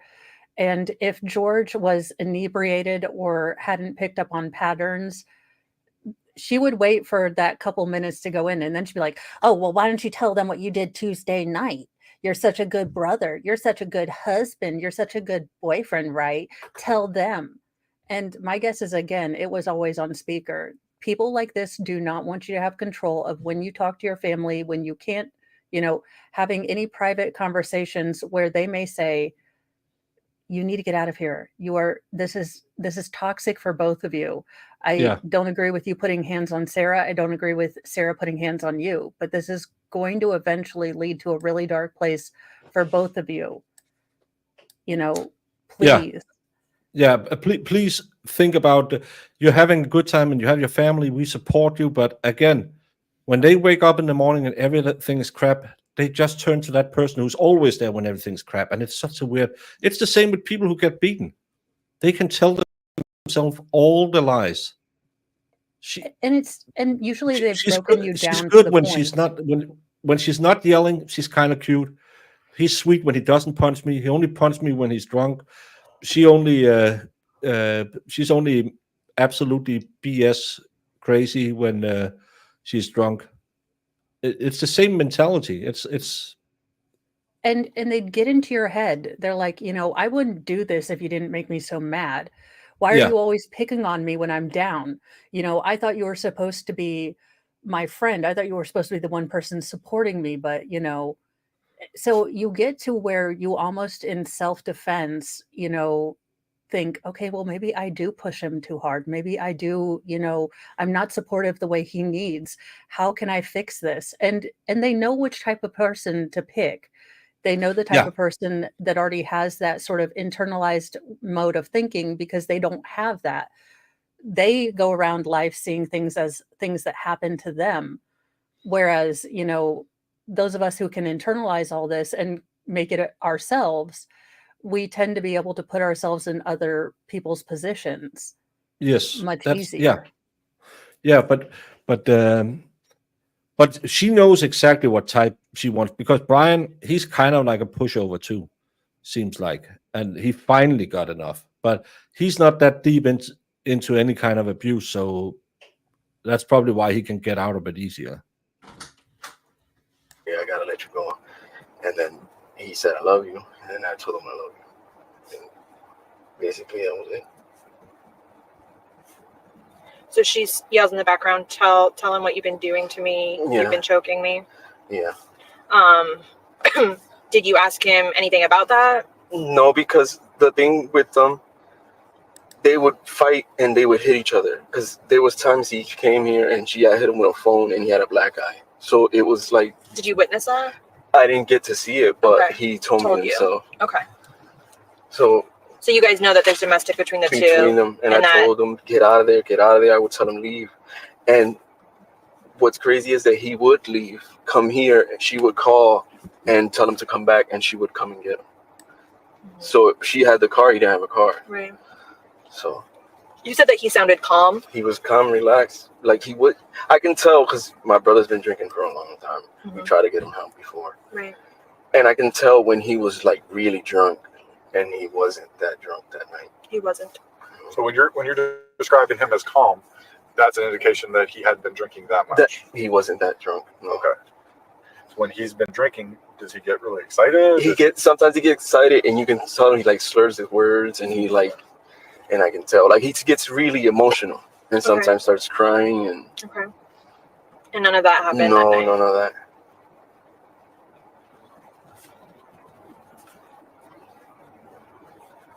Have you ever witnessed them physically fight? I've seen them because I've been to their house, and she's come out all crazy. I went over with my wife, and they had called me to go over there. She had called me to go over there. Sarah? Sarah had. Yeah, again, this is the same pattern. Get witnesses over, and then I will start a conflict, so I can be the victim. I can just Okay. And I was like, okay, I'll come over. That he wanted to see me, so I went over, and as soon as I get there, probably something to do with family court, and they rule in favor of even the worst. Adam Montgomery got full custody over his 4-year-old daughter while living in a crack den with no electricity. Just to paint a picture. Yeah, and a functional alcoholic like Sarah will know, okay, I need, my Dr. Pepper bottle with, not boozy smelling booze. She can clean herself up for court. She can, sit on that stand and say, I was an honor roll student and I am the best mother, and all of these allegations are just baseless. Brian is just trying to keep me away from my son, so it is possible that he knew that it was going to be an uphill battle to have to document all of this, and that, based on many family courts, no matter, even if he had documentation and proof, they might have just sent her to okay, go do some AA meetings and we're going to give you a parenting class. And, you're going to have to test, your alcohol level. But it usually takes a long time, and it's incredibly difficult to take parental rights away from someone who's just, as the court sees it, abusing substances. Yeah. And it's just, that's one of those things where you sit here and think, but court does that. And Jess says there was a court order in place regarding visitation. He advises in his interview he'd been contacting his lawyer about changing it. Yeah, but even though she doesn't, that's why whenever I have friends who are going through divorces and stuff like that, I always say, make sure to document, because if you miss one time, it can be used against you. But this woman, she has to be called 3 times just to check if she's going to pick up her kid. Yeah, and mom it might of the be year. a question of money, because for him to get a lawyer, for him to, document all this stuff, I mean, and she can get continuance after continuance. All she has to do before she goes to court, let's say she gets one of those, free lawyers that they offer sometimes, legal aid, they'll tell her, it looks like you have an alcohol problem. Go get into AA real quick. Like, go look like you're attempting to fix the problem. Yeah. Swear that you're going to start going to church every Sunday, and you'll take AA 3 times a week, and they'll say, she's a mom. They love their kids. It's natural.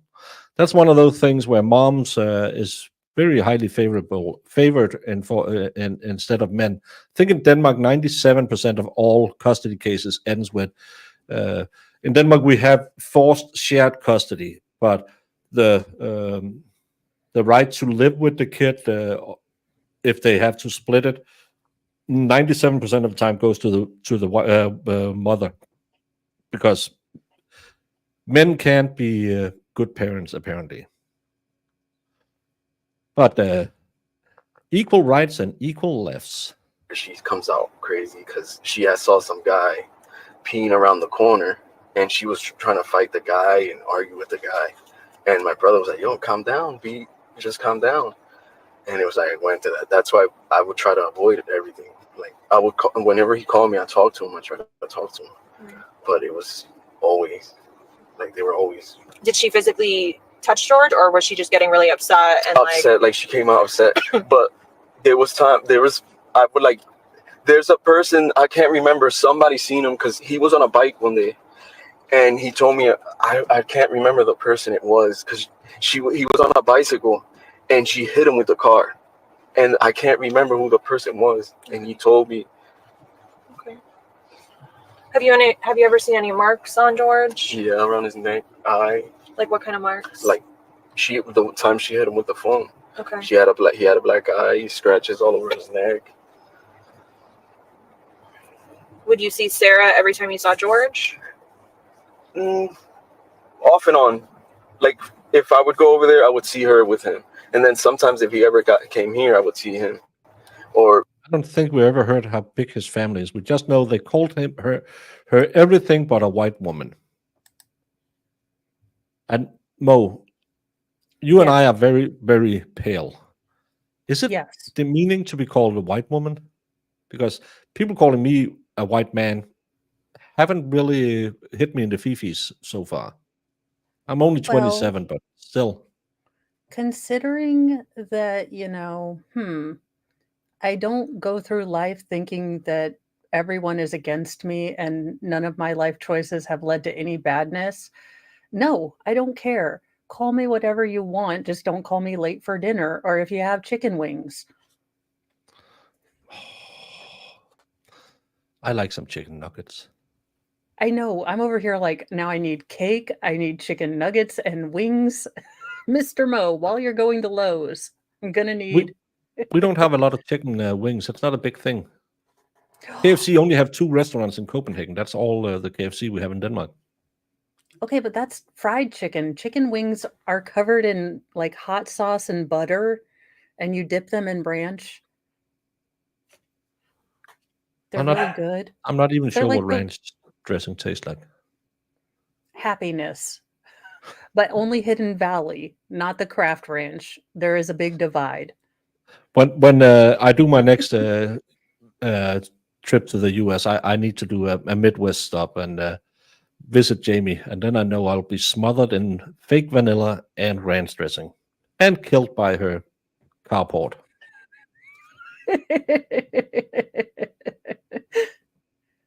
But we don't have a Hooters, and I wanted to go to Hooters when I was in the US the last time, but Valhalla don't want to treat me good.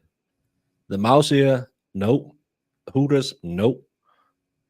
Pancake Factory, Waffle House, no. None of the good places. I had a long list. Sometimes when I would go over there, he would just come out and I wouldn't see her. So you more saw your brother than Sarah? I think it was equal. Equal? Because I've seen her. Sometimes she had marks and stuff. So you met me. Were you ever in doubt that I would like to go?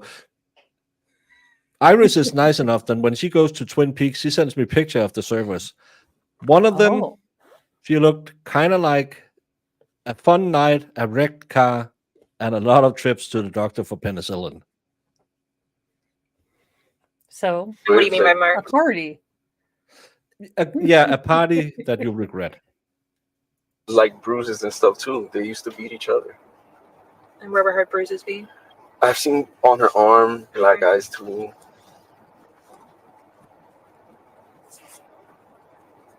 I could do that. Okay. Did George ever confide in you about their domestic problems? Like, did he ever tell you? Yeah, but you live on the West Coast. That's way away from where I was. Is there anything else that he's ever told you about him and Sarah? Any arguments? Any physical altercations? No, he didn't really like to talk about it like that. Like everybody knew it. Right. Like they used to come here and fight and stuff. Okay. And my mom wouldn't like it and tell them to go. Right. And I know one day she came. It's been like maybe. Well, Hannah didn't want to take me to the strip club, so. Like 2 months. My dad, because she always tried to hug everybody. Everybody didn't want to be hugging like that. Well, Hannah, I used to be in the service. I'm a man. It's not like when the Valkyrie says, I don't know, just buy what you would like to eat. And you have to buy exactly what she wants to eat or she will stab you. Almost bare titlets. I'm in. And she pushed my dad and my dad fell. Yeah, to be fair, I wouldn't So- want Sarah Boone hugging me either. Can you just imagine the bony non-boob just smushed into your thing, and she's all bony and smells of booze. Her hair and doesn't move, so and she has that just little smells. alcoholic belly. Ugh. Yeah, Ugh. nothing says "Bleh." I mean, I wouldn't mace her or anything the first time. Like the second time after I've told you I don't want to be hugged by you, Sarah, that's self-defense. Is ranch dressing basically like mayo with garlic? It's got look, I just know it tastes good. I haven't broken down what's in it because I'm sure it would horrify me. I don't know what MOA is. Minnesota Airport?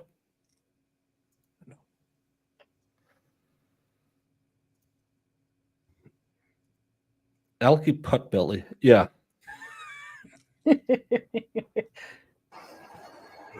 Oh, Mall of America. Mall of Would they America. always Known for when Hulk Hogan switched to WCW. would Sarah always be intoxicated when you saw her? Most of the time. And what about George? There was times he was not. He had drank, but he wasn't like drunk. Like he would try to like eat and try to have her eat because they was always drinking so much. So he was like, "We need to eat something." But Did you, like a couple of years ago, did you and your brother have any kind of a falling out? Did you guys get into an argument, a fist fight, or anything? no. See, Has he fought? Has he gotten into a physical altercation with any of your brothers? with Farrell, he did, the one that had the long hair. The curly hair. Yeah, with him, but it was just. How severe of a fight was this, though? Not brothers. Did he have Anybody to go to the hospital? No, nothing like that. Anybody have like bloodied lips, broken noses, anything like that? broken eye? No. Oh, he had with my other brother too, with Mo. George had went to the hospital. George went to the hospital. Yeah, George. It was a few years ago, like 2 years ago, maybe 2.5. That happened because, she said they was drunk. They was at my Mo's house, at Moses' house. That's the other one. Moses. Moses. His name is Moses. Is it last name Torres? Torres. Okay. He they had got into it because Sarah had came and said that she had George had beat her, and then they got into it. But I wasn't there that day. Moses he can tell you about that. But George did go to the hospital. George went. George was in the hospital for that. Imagine beating your brother because of this B word. That's something. Well, and here that also destroys Sarah. They called me everything but, super pale.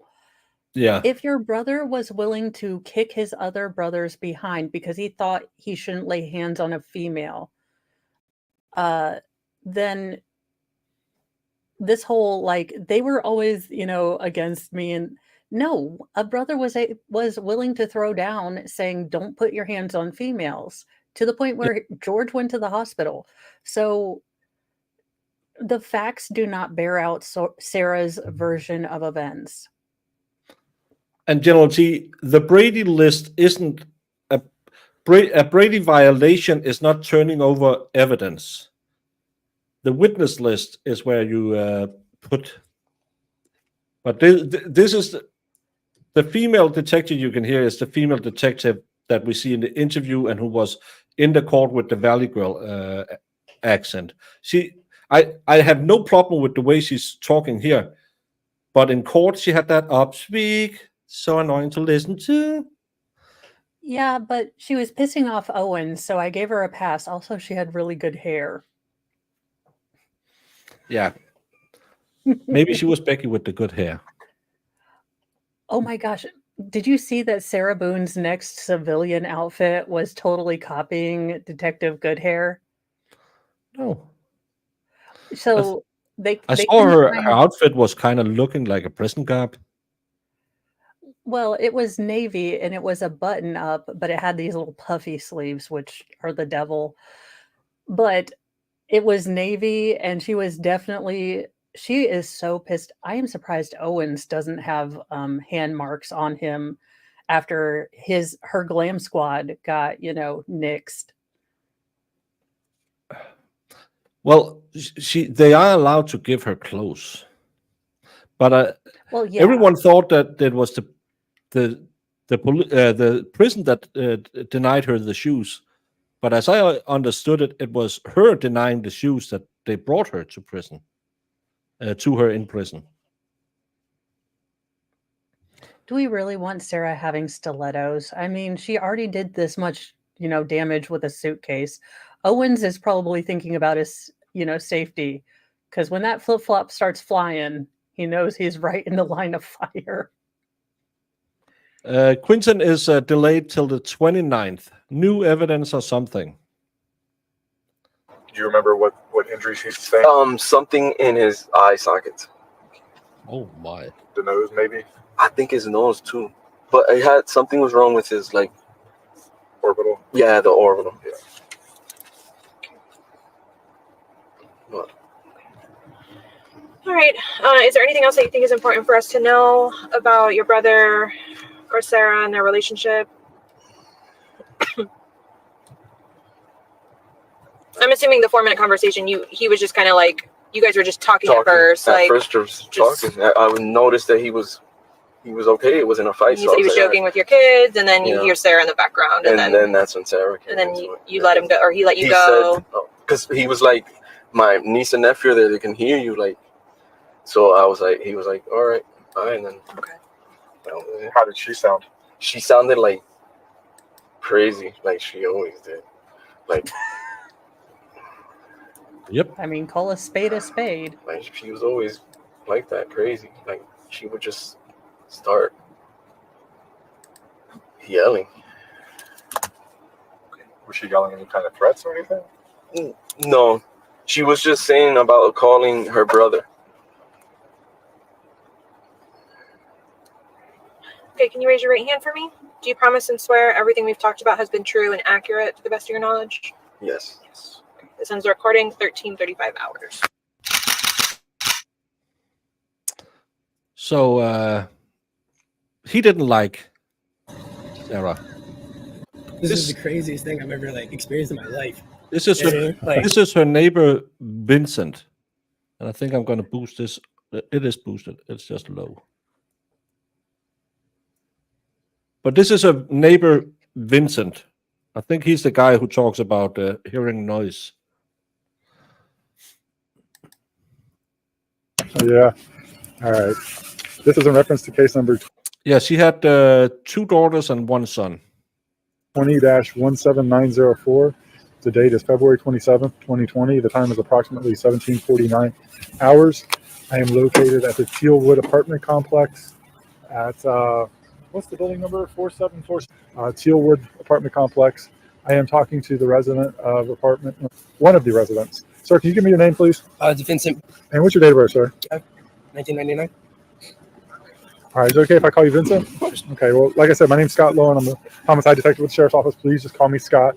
Obviously, we're out here today talking about an incident that occurred with the residents of Apartment 3, which are your direct next-door neighbors, correct? Yes. Okay, I just want to kind of preface and start out with a couple of different basic questions. How long have you been living in apartment? The end of January was a year, so about a year and a month. Year and a month? Mm-hmm. Okay. And your apartment, from what I can see, is a single-story apartment. It's not a townhome like your neighbors, correct? Yes, no, it's a single story, yeah. Okay. Is your bedroom the one in the back, next to the back wall? Yeah, it's the one where you can see the kick out from the back patio of their apartment there, yeah. That's what I was wondering. So your bedroom is right next to their back patio? Yes.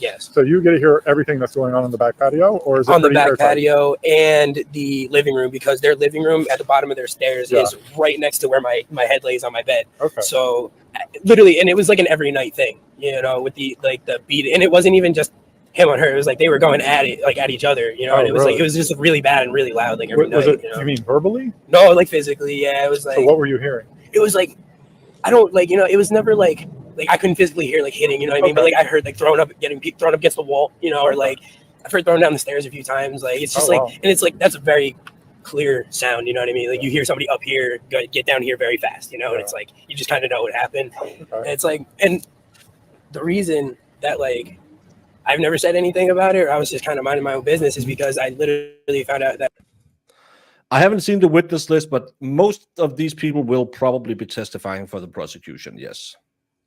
That this happened so often, and they were known by the local police here or whatever, that all the neighbors just stopped calling because the police were tired of it, pretty much. Like, not like tired of it, you know, but No, it was I know what like, you mean, though. it was just like, it was an every week thing, you know, once or twice a week. So it was like, I don't know. And then there was the one night I was standing on my back patio, I was smoking a cigarette, and then she just randomly walked over and like started talking to me about how she like knows I can hear stuff. And then she was just like, if you ever hear anything like get really loud or whatever, like just, you know, keep quiet about it. Like pretty much like she was like respectfully like try to mind your own, like keep it to yourself, you know. Okay. I was like, okay. I was like, whatever, you know. You do you, I'll do me. Pretty much. Like, you know, I go to school down here. You know, I'm from New Jersey. I Yeah. don't live in Florida. You know, I'm just here to do my school and live my life, you know. And it's like, so for her to tell me like don't really pay attention, I was just like, all right, you know. How long ago was that, do you think? A few months, probably like 3.5, 4 months ago, probably. You know, she was just like telling me like just keep quiet, like if you hear it, pretty much. And I was just like, whatever. Okay. Did you ever hang out with them on the back porch? Yeah, That? yeah. Did you hung out with them? Yeah, I have, and it was like not for like long periods of time, but like, you know, I'm a musician, so like they heard me playing guitar the one day, so they asked me to come over and tune their son's guitar. So I tuned their son's guitar for them and everything, and I was playing on the back porch because, you know, I write songs, so they were like asking me if they can hear it and everything. I was like, yeah, sure. I had nothing going on, so I went back there and I was hanging out with them and I was playing some guitar, and I did it a few times, and then I was actually in their apartment a few times. Like, he was an artist, and he was showing me like a bunch of his paintings and like artist drawings and stuff like that. So I mean, like, they were cool people. Yeah. But like there was something going on, especially with Sarah, you know what I mean? Like, there's something going on with her. Like, you can tell, you know, it was like, it wasn't all there. You know? Okay. Now, as far as like their drinking habits, did you notice, were they heavy drinkers? Oh Did they drink at all? Or? God, whoa. Like, that's like, I mean, like, it was so bad. It wasn't all the time, but it was like, there was some mornings where I'd be leaving for school at 9 a.m. and I'd like see him like stumbling off the sidewalk right here, you know, like that drunk at 9 o'clock in the morning, or like even earlier sometimes. It's like, it's ridiculous sometimes. But I do have to say, whenever her son was around, that was the only, like, the times where I never saw them ever drinking. That was the only time, you know what I mean? But like, other than that, it was like all the time. All the time. Okay. Yes. Okay. And it was very visible, you know what I mean? Yeah. They were like functioning alcoholics, you know what I mean? It was like they had to drink to get through the day type thing. You know? Do you know their drink of choice? No, I'm not sure. When you were hanging out with them, you never. No, because like when I was hanging out on the back porch, they weren't drinking. We were just honestly sitting there, and we were smoking cigarettes, and I was just like playing some guitar. But yeah, they weren't actually drinking that day. And even when I was in the house, I didn't see anything that was like a bottle or anything that they would drink. Yeah. How old are you? 20. 20. Yeah. I'm gonna make an assumption here. 20 years old and living next to that. That's oh my God. Hey, that is advanced anti-drinking propaganda right there. That is like the DARE program we need. Just a Sarah Boone think it over. Like, you want to be a functional alcoholic? Look at this chick. It's do you want to be in a relationship? Nah, I'm trying. I'm thinking I'm trying that gay thing. That's probably more my line now. Seems about right. Yeah. I don't mean no disrespect by it, but I'm assuming as a 20-year-old, you have smelled what marijuana smells like when it's burning. Of course. Now, have you ever noticed that coming from their place? No. They're not smokers. Definitely not. I don't believe they're like towards like any type of drug. You know what I mean? Good. How are you? I don't think they like were on any type of drug. You know what I mean? It was just like very visible, like they were alcohol. drinkers. You know, because like Absolutely. I've had like uncles and stuff that have dealt with it, so like I just know what it looks like to be a heavy alcoholic. You know, and it's just like that's what it looked like, that they just had a lot of drinking problems. You know. I got you. Yeah. Sorry, I'm about to sneeze. Oh, you're fine. God bless you. Thank you. Were you home on Sunday by chance? Yes. Yeah. Did you hear anything? Yeah, actually, I did. Yeah, that night. So I was reading the article online about what happened and everything, and like it's just like that story is just like it doesn't match like what we heard. You know what I mean? Like when me and my roommate heard, it's just like it wasn't that quiet. Like the whole like it was a joke or whatever, or like whatever, you know. But it was too loud. Okay. Like I literally like it. I don't know about the whole like what the suitcase deal was and everything, but it was. Let's do this. Let's back you up. Yeah. And I want to kind of get this to flow through. Okay. What time did you get up Sunday? In the morning? Yeah. Sunday, I was up at 4:30. I was going to work. Yeah. Holy cow! What time did you get home? I got home at 1 o'clock. So you were at home at 1. Yeah. Did you take a nap or anything, or you just power your way through it? No. Because I get home and then I have class the next morning on Monday. So like I just stay up so I don't have trouble sleeping at night. Exactly. You know what I mean? Gotcha. So I just power through the day. Okay. Yeah. So you get home at 1. Was there already noise going on? It was quiet? Yeah. It was. I didn't truthfully I didn't hear anything until like and before like the whole loud noise and everything. I just heard like the normal yelling at the verbal yelling and like the whole like arguing and I hate you, blah blah blah, whatever. That was gonna be my next question. What kind of stuff were you hearing? Yeah, it was just like the normal like it sounds like a it normal wasn't couple, like a really elevated screaming. It was just a no. It was elevated screaming, but it was like normal like their normal. Yeah, it was like screaming. pretty much. I Yeah, got you. Okay. Yeah. So that's the normal back and forth. So that was basically going on starting when you got home. Chrissy, I'm thinking she had that Dr. Pepper thing because, again, it'll take the smell off as well of the vodka or whatever you spike it with because, you have that sweet smell of the cherry flavor in the Dr. Pepper. I think that's why she's a Dr. Pepperer. So I bet you she that can never went empty completely. Yeah, and if she didn't want to go through the DTs, she didn't want to be shaking, she didn't want to be, not copus mentis or meme copium, she would have to have something with her at all times. Not to mention, my guess is that her adrenaline starts spiking. My guess the biggest fear she had going into prison is that she would no longer have her chemicals. I mean, she probably was more panicked about not being able to get her vape pen or her cigs before going to jail than she was ever worried about George, which is sad. But I just bought the pack. True. She had just bought the pack and they tricked her into going into the jail and scared her. Coerced her to I hate that woman.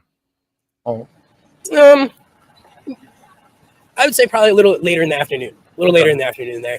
Probably around like 7 o'clock is like because I feel like that's when like the drinks are settling in and they get a little more violent toward each other, and it's like were they outside or was this all inside? You remember? It's truthfully when I'm home and stuff, like I'm a music producer, so I'm on my laptop a lot in my room, so like from what I heard in my room, it sounded like they were directly across from me or like directly across and up. So like either in the rooms there or like downstairs in the living room in that, area right there. So did you go out on the back to smoke it all that night? No, actually I quit smoking. I smoke a vape now. So I stay in my apartment now. It's just a little vape now. Good for you.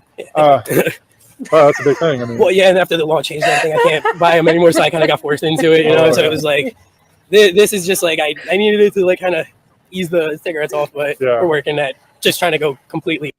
Can't you buy cigarettes as a 20-year-old in Florida? No, I think he was trying to quit smoking, so he got a vape pen. But my guess he said because I was forced into it because of the law. Oh, that might have been that too. But I was just thinking he didn't want to be outside, and he's like, I can smoke the vape inside. Screw that. I am never. What kind of communist hellhole has America turned into? Home of the proud, land of the free. As long as you follow all these rules. Well, Florida, you used to be America's freedom dong. Now you have all these rules. This is ridiculous. And I thought Europe was getting absurd. Here you can still, as you should be, buy all the cancer sticks you want as 18. It's federal law, absolutely crazy-lutely. And it's for health. No, because I bet you they'll still tax the product. Because if they want to do it, they should just outlaw it. But no, because I believe that I saw a study in Denmark because everyone, they take more from the hospital. No, they die earlier. They don't need as many services as it's a cost-benefit analysis. That's why when they put an extra forced limit of how much people should pay for cigarettes in Denmark, they were talking about it should be like 20 bucks a pack. And then they did the math on it and said, we're going to lose a whole ton of taxes. So they only raised it to 10 bucks a pack. So we can still get the good tax money because we're doing it for health, but we really like your taxes too. Yeah. Yeah.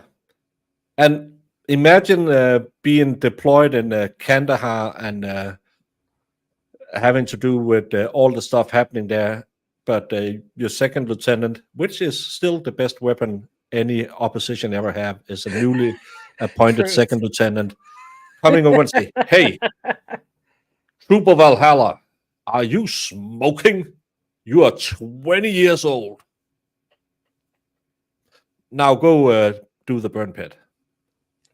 Pretty much. Yeah. And second lieutenants can confirm the greatest weapon of internal destruction that is unleashed by our own military.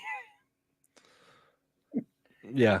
No, he couldn't buy them because he's 20 years old, so he couldn't buy them.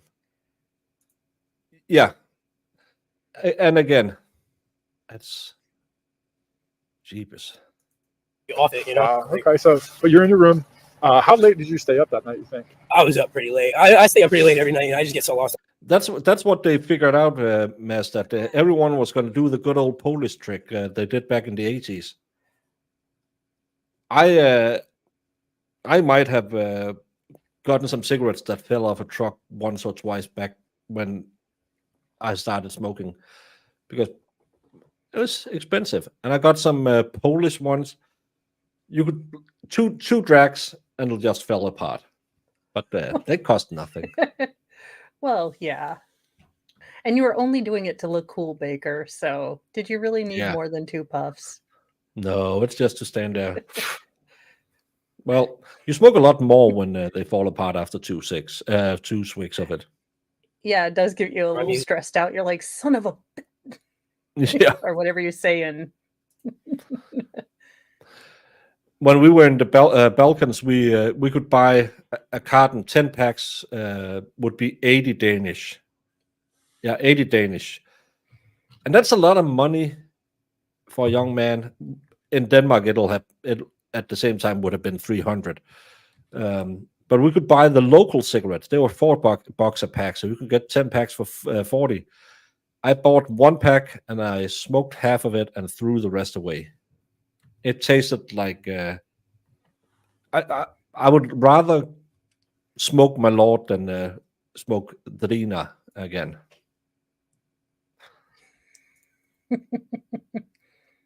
Agree. Like I was up probably like 1 a.m. that night, probably right around there. Yeah, and then like I said, we were just talking about it before, me and my roommate actually. That night, right around, it was probably right around 10:30, 11 o'clock maybe, is when I heard like it get escalated. You know, like it's like the voices got louder, they were yelling, whatever, and then like it got quiet for a little while, and then I heard this really loud like slamming noise. Excuse me. Do you know about what time that was? Right around 11:15. It was about 15 minutes span there, you know. And then when you say a slamming noise, does it sound like something hit the wall? Like something like was bouncing down the stairs between the railing and the wall and the stairs, like all the way down. Like, you know, and it was clear because like my roommate even said it too. Like he heard it up here and it kind of went away from him, and he's the front room here. Yeah. And I'm in the back, so it was kind of like it was in the middle of the house and came right at me, and it was literally right next to me. And I've never felt this before. But that night, I was explaining to him the next day because he had said he heard the noise, and I was like, dude, I felt the wall shake. Like, it was literally like such a powerful hit against the wall, like the wall shook, and I felt it. And that was like something that where I was like, I kind of looked at the wall, and I was just like, that was a little, a little much. But like, I thought, and this whole time, I really, really thought it was like him, you know what I mean? Like going off or whatever. But every pack in Denmark has pictures of that. And none of the packs must have anything other than the names on it. So whenever these poor people who sell them at the stores, because it also have to be behind the curtain so no one can see, because then you'll start smoking if you can see cigarettes. It's politicians who thought about it. It works, trust me. So they have to sit there, and every pack of cigarette looks exactly the same. So it's like you want Pall Mall gray, Pole mole.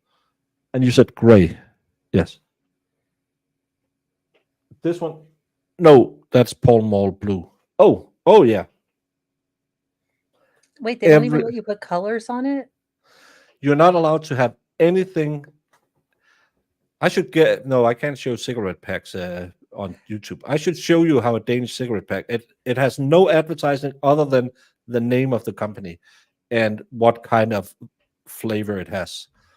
You can't buy menthols in Denmark. Yeah. Okay, that sounds like something to, start a revolution about. How are you going to be minty fresh and, nicotined up? How dare they? I know that they tried to do it in the US, and then they went away from that right around when we got close to the election. Yeah. Like I said,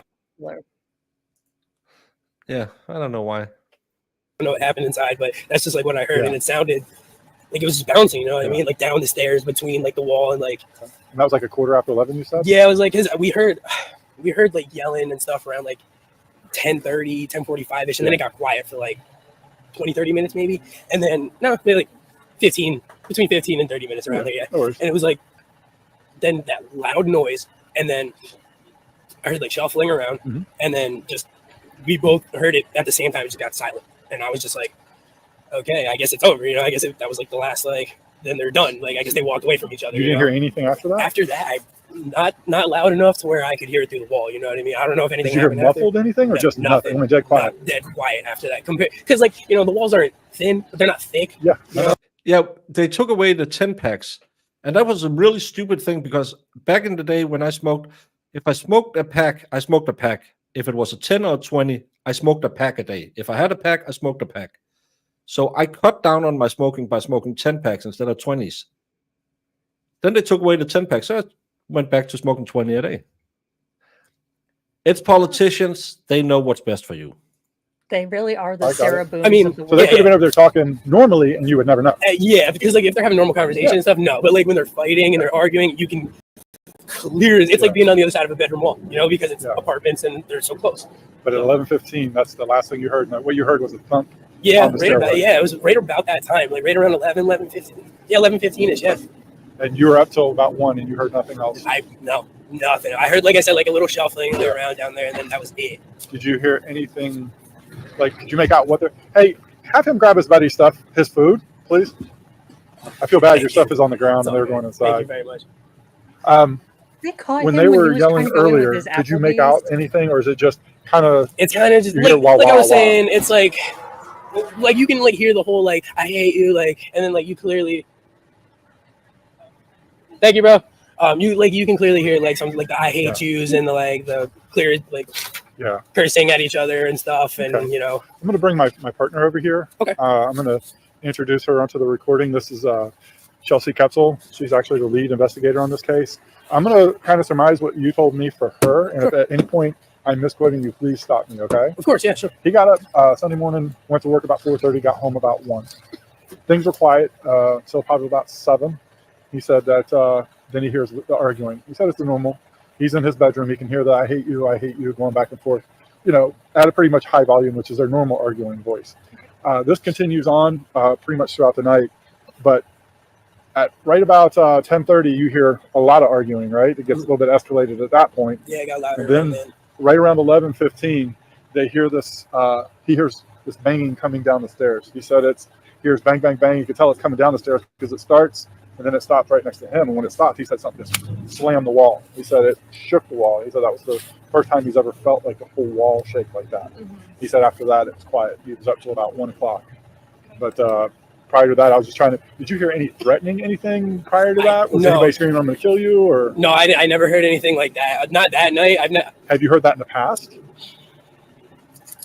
No, I've never, not that I can recall, truthfully. Like, I can't remember ever hearing, like, I'm going to kill you or, like, any type of, like, threat towards each other like that. But, like, I've also, like, it's very visible with them sometimes. Right. It used to be, like, it'd be very loud arguing, and then the next morning you see her outside and bruises on her face, or him out here with, like, scratch marks everywhere, bruises everywhere, it's like, it's just very visible what was going on and everything. Right. And it was just like like I was saying before, I just kind of, there was a time where she literally came up to me and she was like, no matter like what you hear, pretty much, like just kind of keep quiet about it, you know, respectfully, like mind your own business. And I was just like, okay, you know what I mean? Like, Okay. you know, You remember when that was? About 3.5, 4 months ago. Okay. Yeah. Not too long ago, but not like Baker, very, very check your recent. Twitter. Right. Sarah Okay. is smiling as she's walking He into said court the today. arguing was nightly.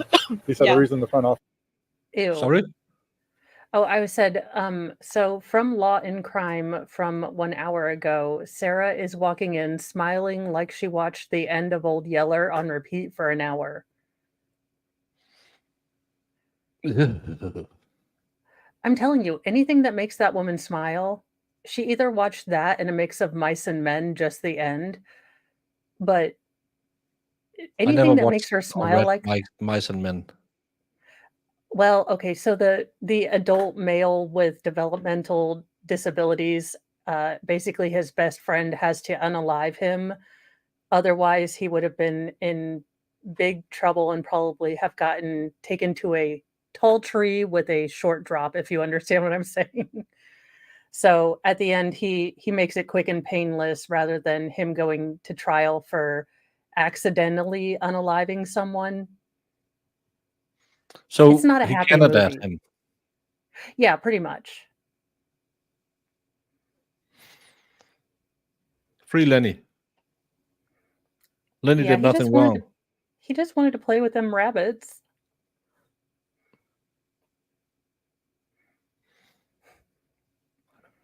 I should read.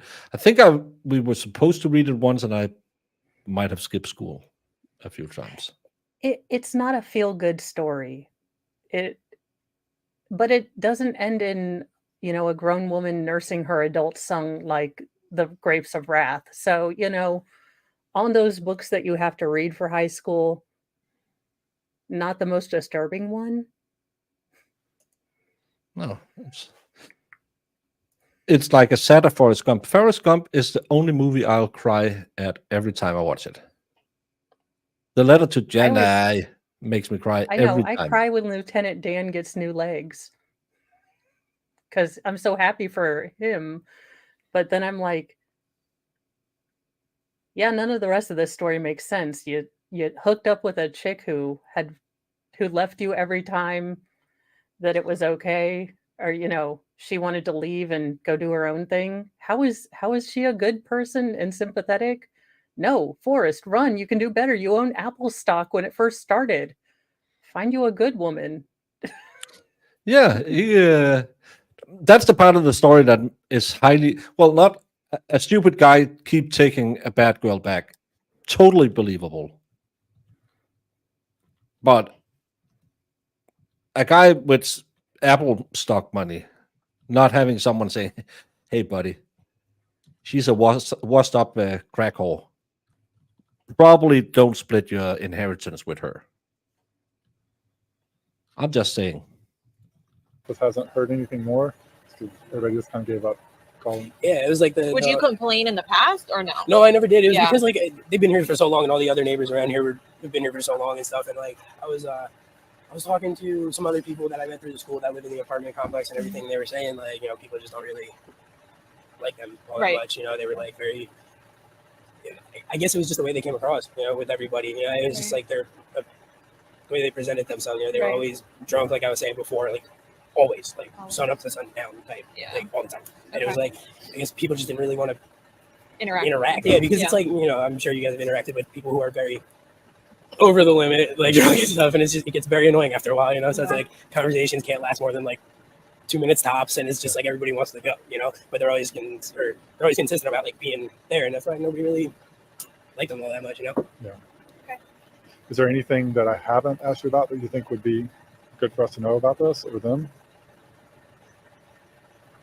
I don't think so. I think I've pretty much like covered everything like that I thought was, you know, necessary from that night or whatever. Like what I've heard, you know, in the past and everything. That was just like, it was just, you could tell it was just a very violent relationship that was never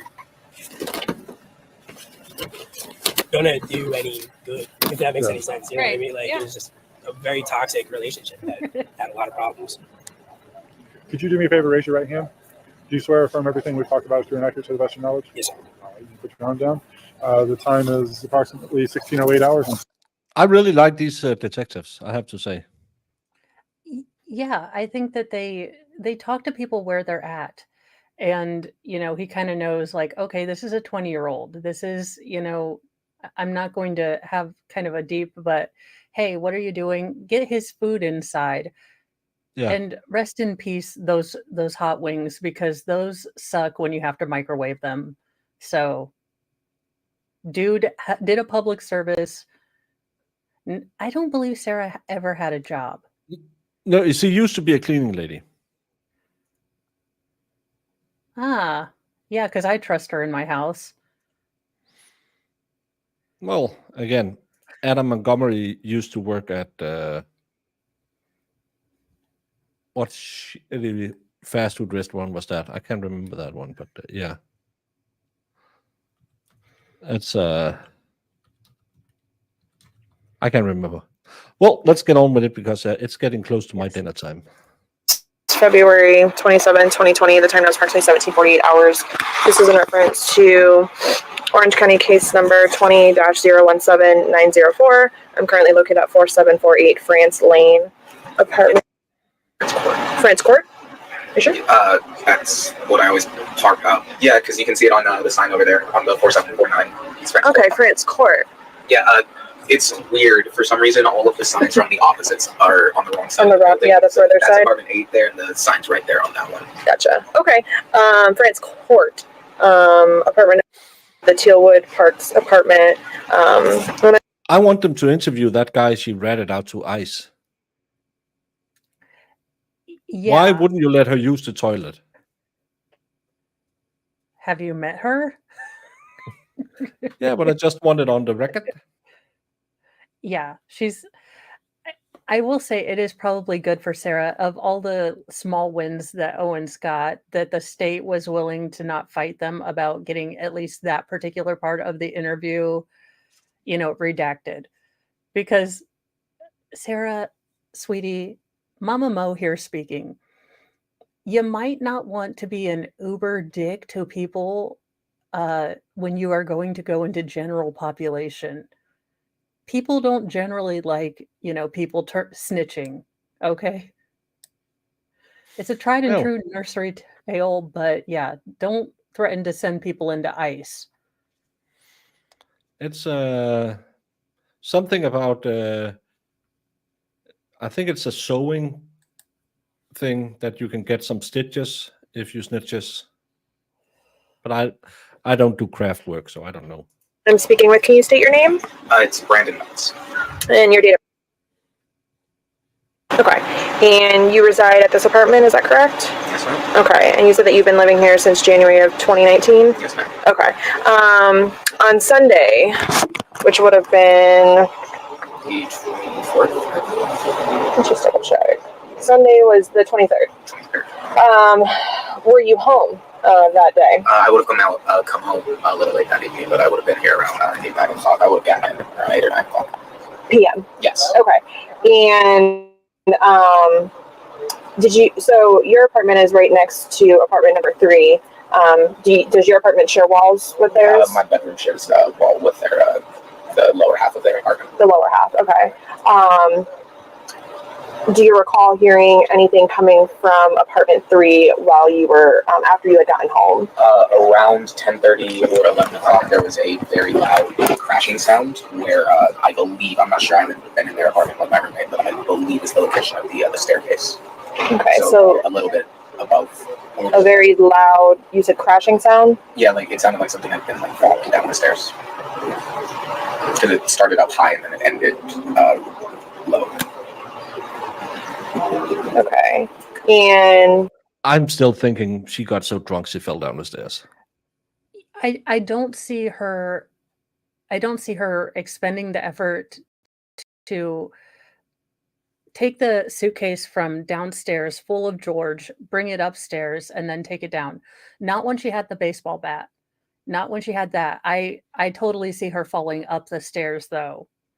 And as someone who excels at that while sober, I can only imagine it was like a Benny Hill, comedy.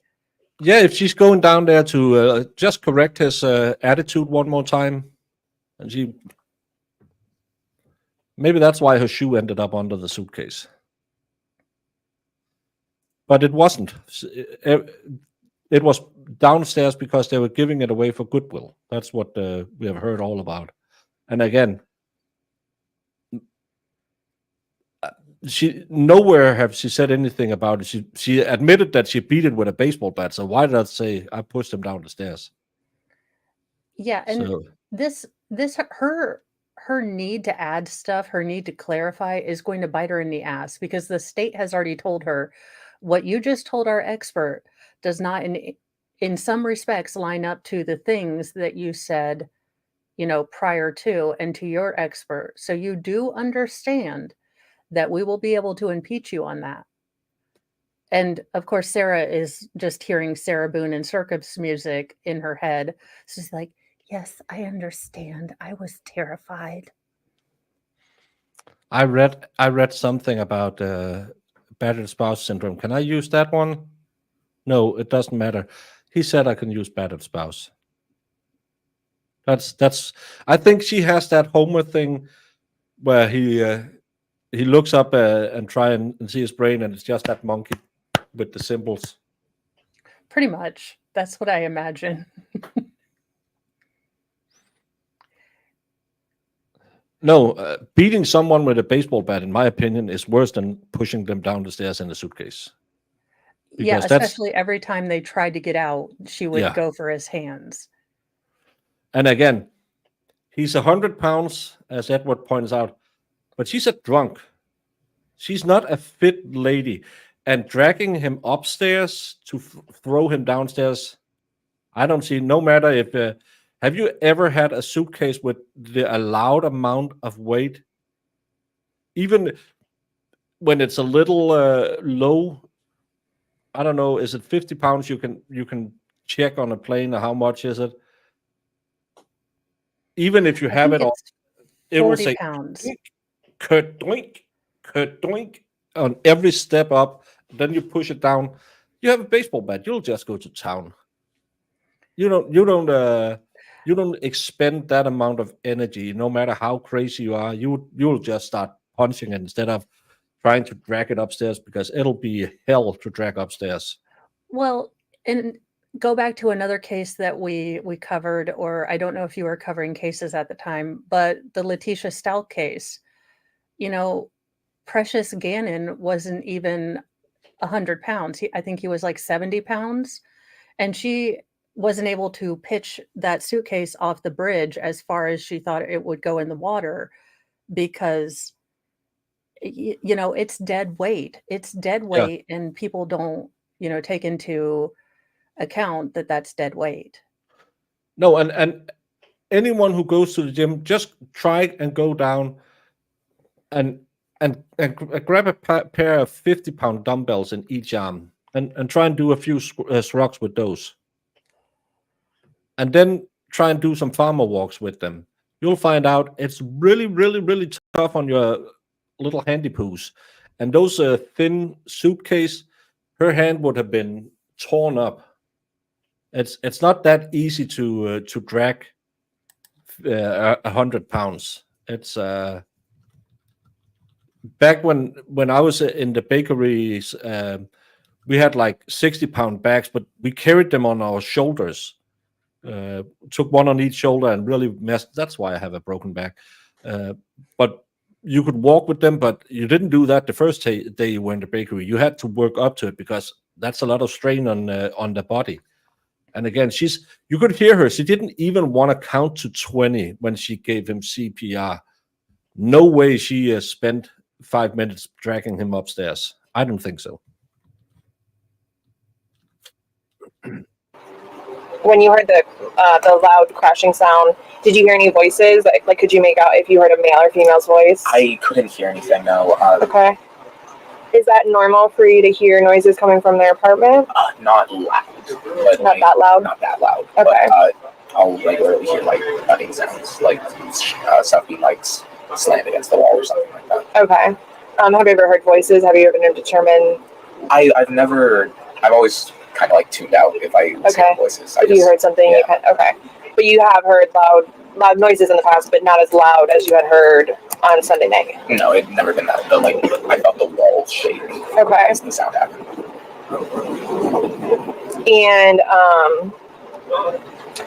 do you know either of them? Like, do you know? I've had a few brief interactions with them. Okay. But I don't. Like, do you know who lives there? Like, yes. Can you describe who lives there for me? It is a sort of, I guess, like middle. I don't know, like around 40s, blonde woman. Okay. And a Hispanic gentleman, I believe so.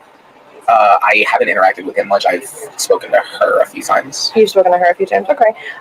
Anyone else live there? I believe they have a little boy. A small child. Okay. Okay. When you have seen them around, how do they appear to you? They almost always seem either like tired or like tweaked out. Tweaked out? Yeah. Okay. The conversations you had, the interactions you had with the female, like, what do you mean interactions? I remember one night she slept on the back porch of my apartment for some reason. I don't remember much, but I just remember like looking at the shape and seeing her like laid down. Imagine waking up with a Sarah Boone in your backyard. It's worse than a raccoon. Yeah, but can you spray it with a hose, or would you still get in trouble with animal control? No, I think in that case they will be fine. Just say, nah, it's a Sarah Boone. It's not an endangered species. True. They'd be like, stop leaving booze out, damn it. Yeah. You Haven't we this on told you yourself. don't leave open containers of alcohol? No, you said don't leave open food because the raccoons get into it. Yeah, but this is a Sarah Boone area. No open bottles of wine. Remember to rinse them. If there's the smallest drop, she will be out there trying to get her tongue into it and lick the bottom of the bottle. Okay. Do you recall, like, maybe what month this was? I couldn't say. It was pretty early when I moved in. I would say the summer of 2019. Summer of 2019. Okay. Did you wake her, or? No, I just... Okay. And by sleeping, you guys all have, like, a cement area, right? Like a back patio, but it's not enclosed. No. Was she in a chair, on the ground, Like or? On the ground. Okay. No, chairs on the back porch. Okay. Like Jonestown the morning after? She just passed out on the the cement. I mean, I understand being okay. No, I've never been so completely out of it drunk that I would go, you know what? This concrete is not spinning like the rest of the world. I'm just gonna lay here.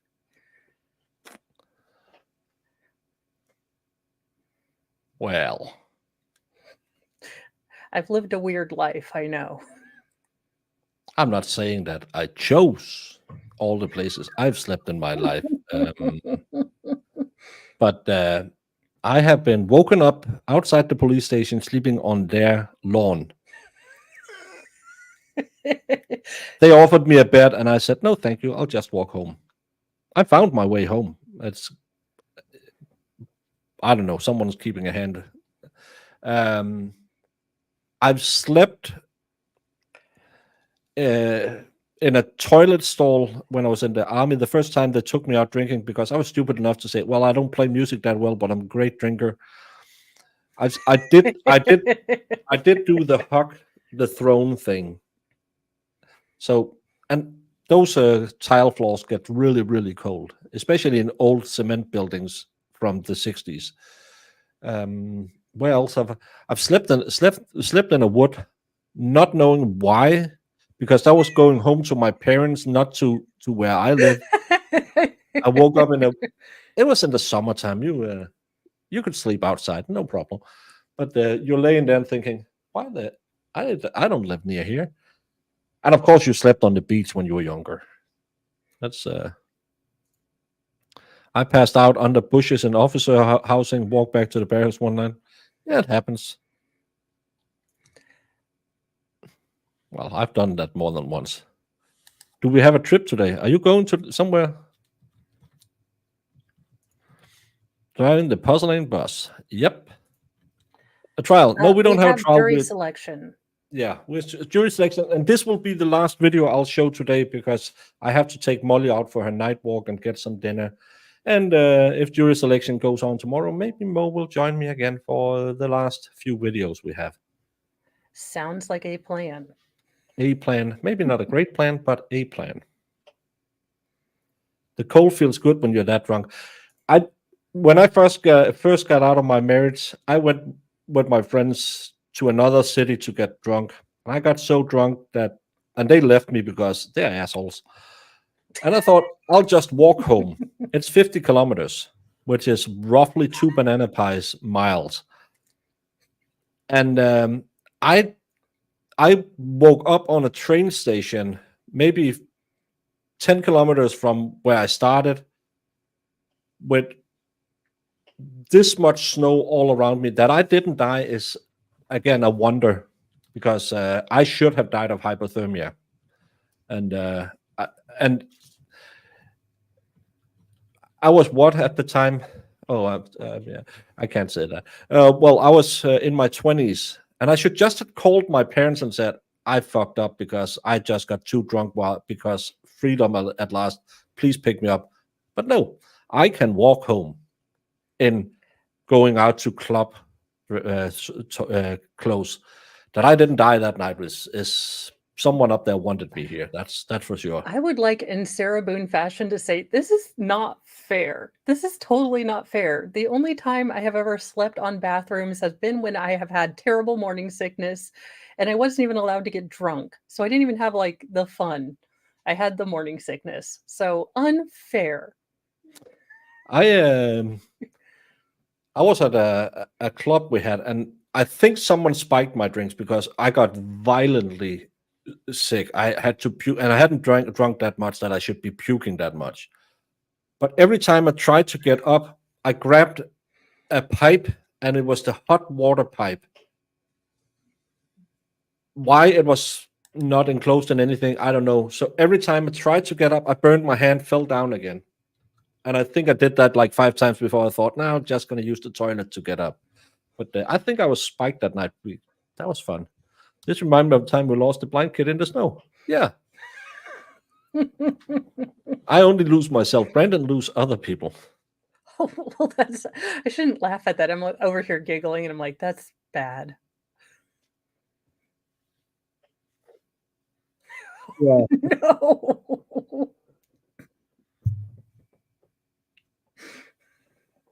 Well, I made it to the toilet, and then, but I don't know how I got home. I went in and talked. It was me and a buddy who was out. It was the Thursday night, a perfect night to go drinking, and we met some Dutch ladies who played handball for our local club, and we were sitting there talking to them because my buddy knew them from, I don't know.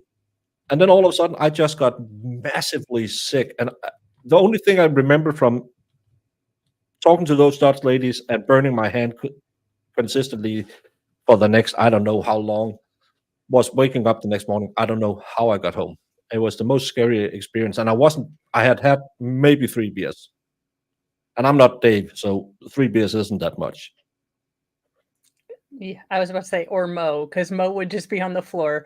When everything stops spinning, let me know. No, that's not the same. Yeah, and I think that's the same that happened here, that, which one is the girls? Just get something into them. My sister had my daughter had a friend who got roofied. Her mom said, No. well, why did you call me? And she was like, your daughter, I can't, there's no contact, and she just left with 2 guys. Well, she'll find her way home. And luckily my daughter had some male friends there who got out, ran those 2 guys down, and they were trying to get into a back alley with this girl. So they got a little street justice. And I approve. As a mama bear, I would be like, okay, I have rollers in my hair. I do not care. House coat, where are they? Let me get my Louisville Slugger. We are on our way. I had that dreaded call when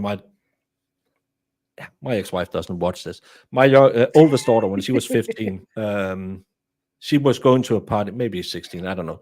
She was going to a party with her friend from her school, and she said, I'm going to sleep out there, and we're going to have a party. And I said, yeah, because she was more than 15. Drinking is allowed. And I said, remember, my phone is always open, and it was like 45 minutes away, but I'll get there, no problem, just call me. At around 1, I thought, F it, she's gone to bed now, I can go to sleep. 1:15, I don't feel so good. And she couldn't tell me where she was on anything, so I called back, and her friend took the phone and said, I don't think she's too good. Said, are you still at that place? Yeah, I'll be there. That 45-minute drive took me 25 minutes. I have told my girls, I don't care. It's not going to be judgment. If you get that unsafe feeling, if you no longer feel comfortable where you are at, call me. You know, I don't sleep well to begin with, but call me. You know.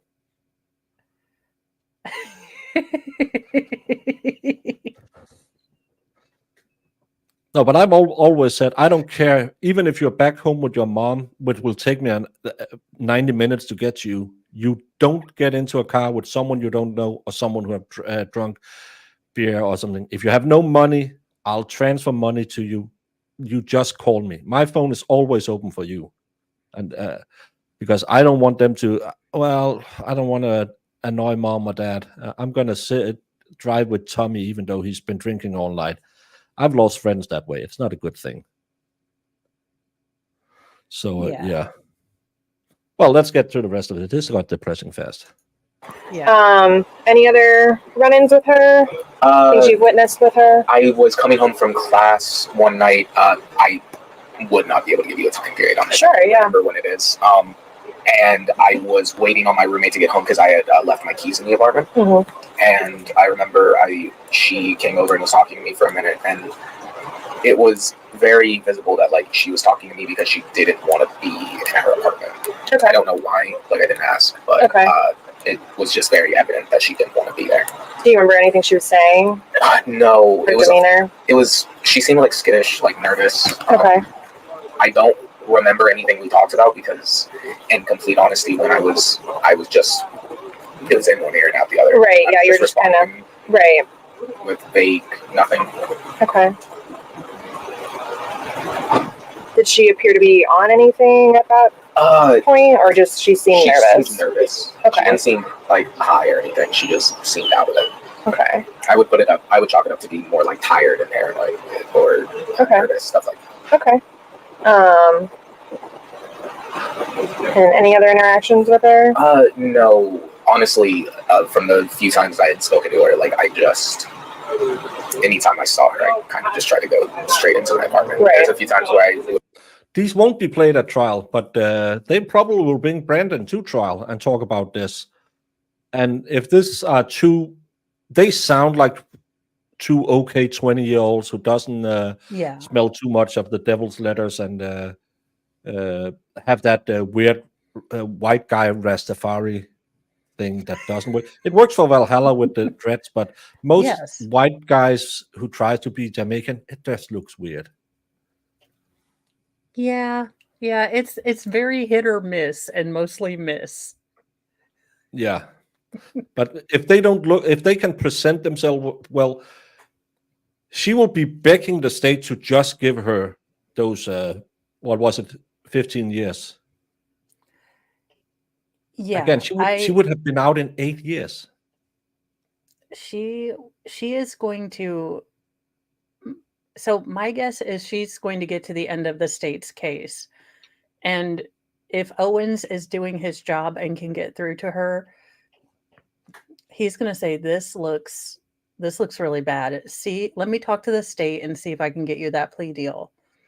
Yeah. Now, Sarah being Sarah, I doubt she's going to listen to that. But as soon as they sentence her, she is going to be like, I had ineffective counsel and you guys are all idiots and you don't understand.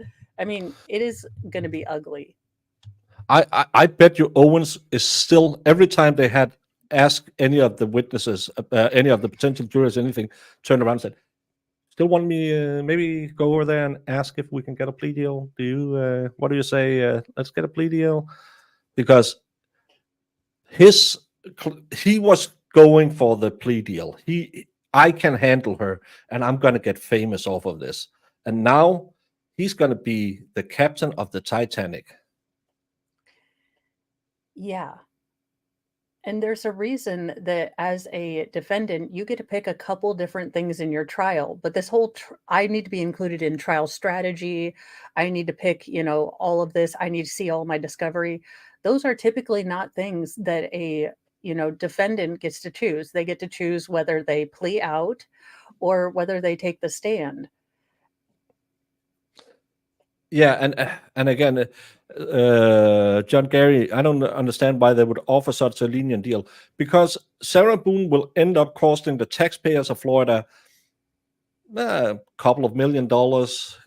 There's 150 potential jurors called in today. Imagine if you didn't have to annoy them and say, well, you do this is going to sound harsh. Don't take it the wrong way. But Jorge wasn't an outstanding pillar of the community. They probably think, yeah. Well, and they might have manslaughter talked to is manslaughter.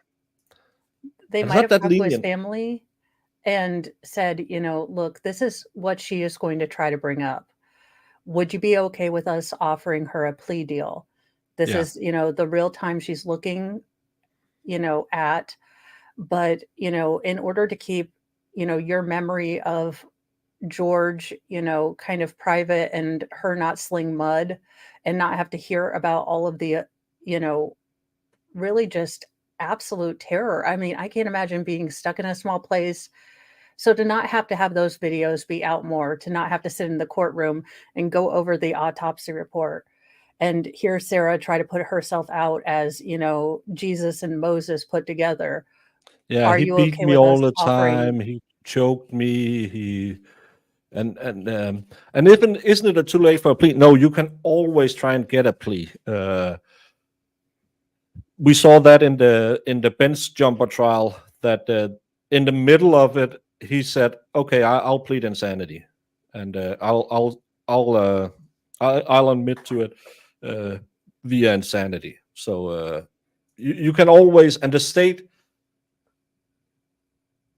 they don't want it. They're going to waste 3 weeks on all of this crap, and then we're going to get a plea deal, not a plea deal, an appeal where she's going to be exactly the same.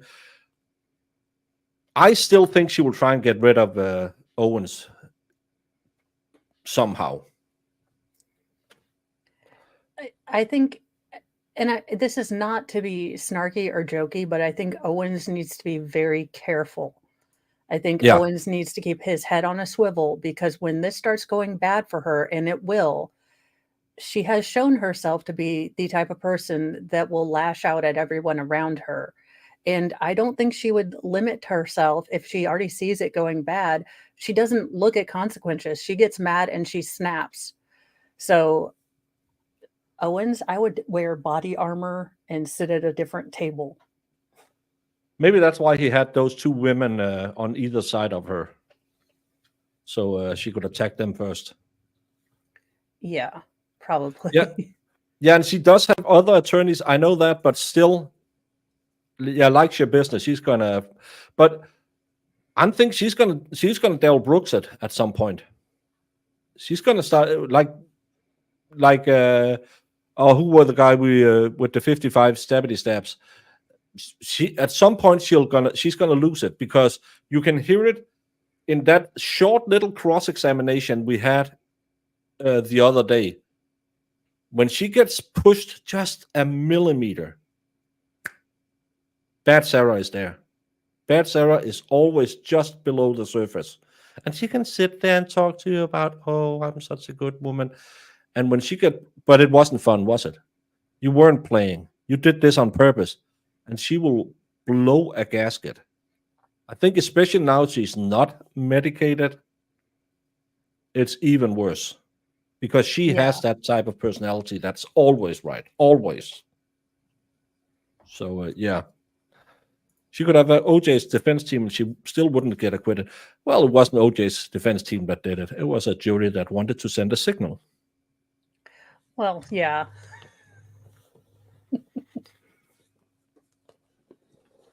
Yeah, and that's the worst part. We're probably gonna get opening statements Wednesday. That's why it's fine. We're ending this, and then we had a little bit for tomorrow, so I don't have to find something else. I was like a good idea. I was looking a little bit about the dumpster baby, but I know it's gonna hurt my soul again. Yeah. Every child deserves a parent. Every person who has a child does not a parent make. What is it you say? It's easy to have a kid, but it's hard to be a parent. Yes. So, yeah.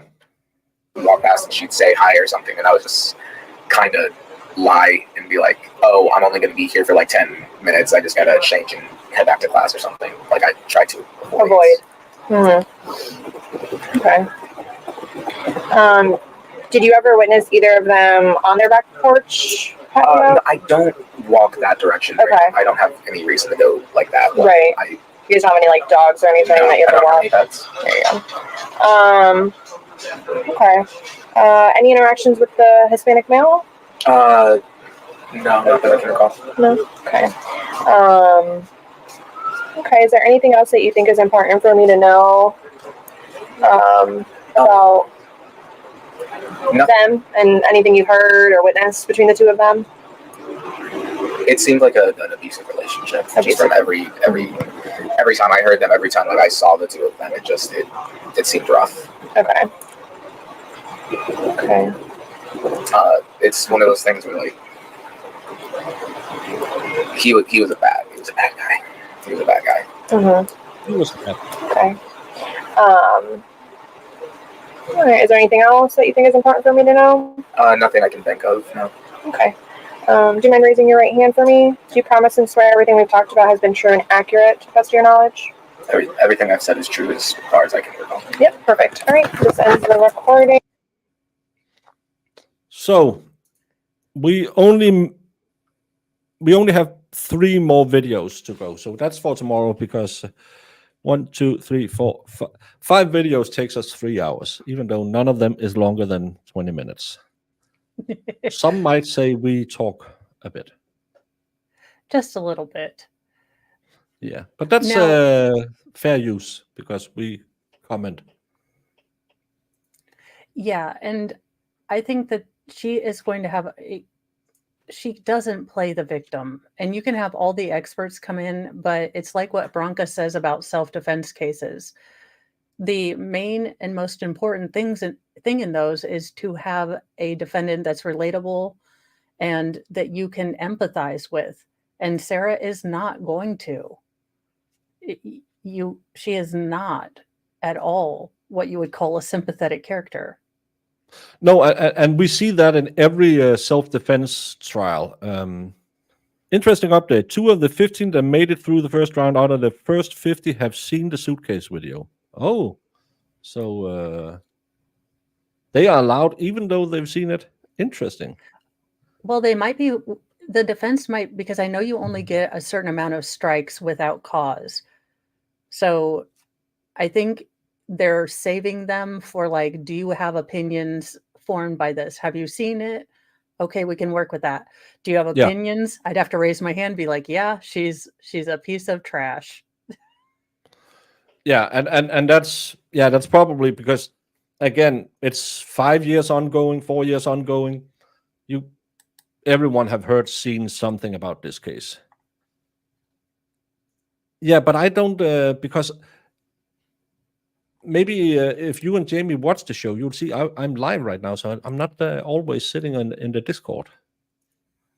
These women, I don't need a Sarah in my life. I have my mods. And you're smart. They're all in America, so they can get you nowhere near a suitcase. No, but and I don't know why my phone hasn't been, because normally I can hear it. My phone will say ding ding ding ding whenever they write to me on Discord. That's why I know I have to look at Discord, but it hasn't said it.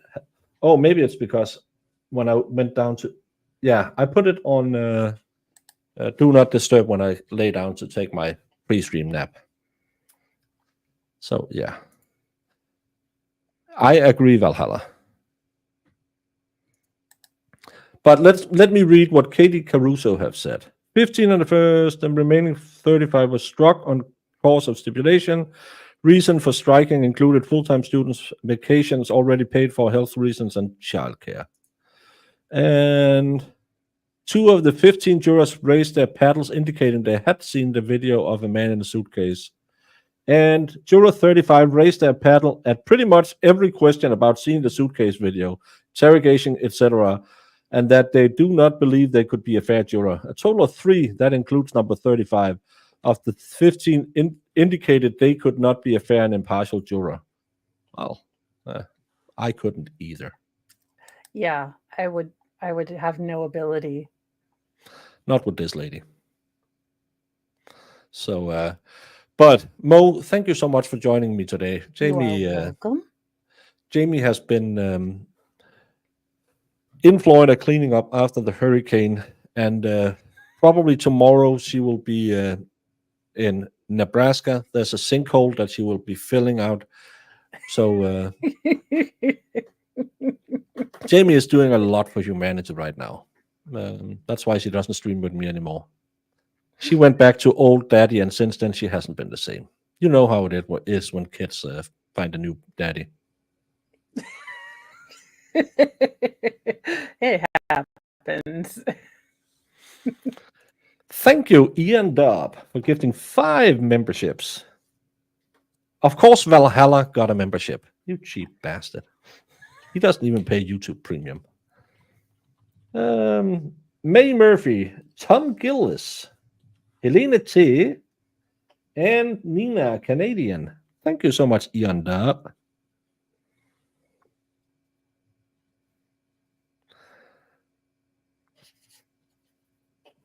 You'll go on the board. But tomorrow, same time, same channel, same everything. And I haven't streamed in a long time over on the Cross. If you like what you see and you swing by YouTube sometimes, please do all the YouTube things as well, because SwitchSwat, it's hard to, I don't know. We don't really have the option to chat over there. And as you can see, we have a good chat. Celestial Force is so nice. He says, take care, everyone. Thank you so much. I can no speak. Yes, and thank you for having me. And, every time I get to hear more about Sarah being gross, well, it just warms something in my Schadenfreude heart. So, yeah. I always wondered if I really was German, and I'm like, I do it. I think I am. I have cramps in my right arm and I feel Schadenfreude. That's maybe I'm German. I shouldn't say stuff like that. Well, at least it's not only my channel that gets demonetized today, so that's fine. The things that come out of me without a filter, we'll end on this. Baker, did you know I full Sarah Boone get up. I run to a liquor store because I thought that the gas stations around my area would sell Mad Dog 2020. No, apparently you have to go to a liquor store. And I walk in and they're big bottles. Again, I've never bought this before. So I go up to the lady in here and I'm like, look, this is a strange question, but this is a liquor store. Do you have smaller bottles of Mad Dog 2020? Because I want to stuff it down my bra for a stream. And I was like, that was probably an outside thought that I should have kept, or inside thought I should have kept inside. Because she just looked at me like, no, pretty sure that is the strangest thing. Well, but that's what makes us interesting as streamers. We are not wallflowers. We do stupid stuff and tell the world about it. And it will fit if you have double D. So Sarah, she could never hide one. I could. Life achievement unlocked. I'm sitting here thinking, could I present pocket a Colt 45? I don't think I could. On It's female that privilege. on that happy note, have a great day, y'all, and we'll be back tomorrow, roughly the same time, roughly the same channel. Mo, remember to redirect now. I'm ending it. Oh yes. And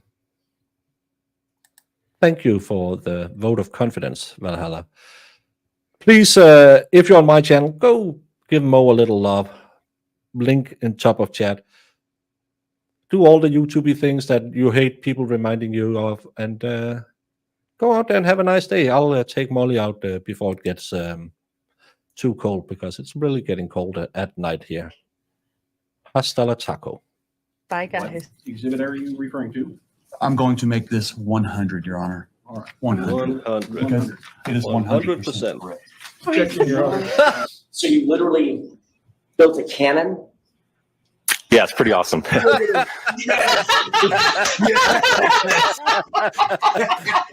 right, I'm in love. Go back. Please do that again. Oh, that was the cutest thing I've ever seen.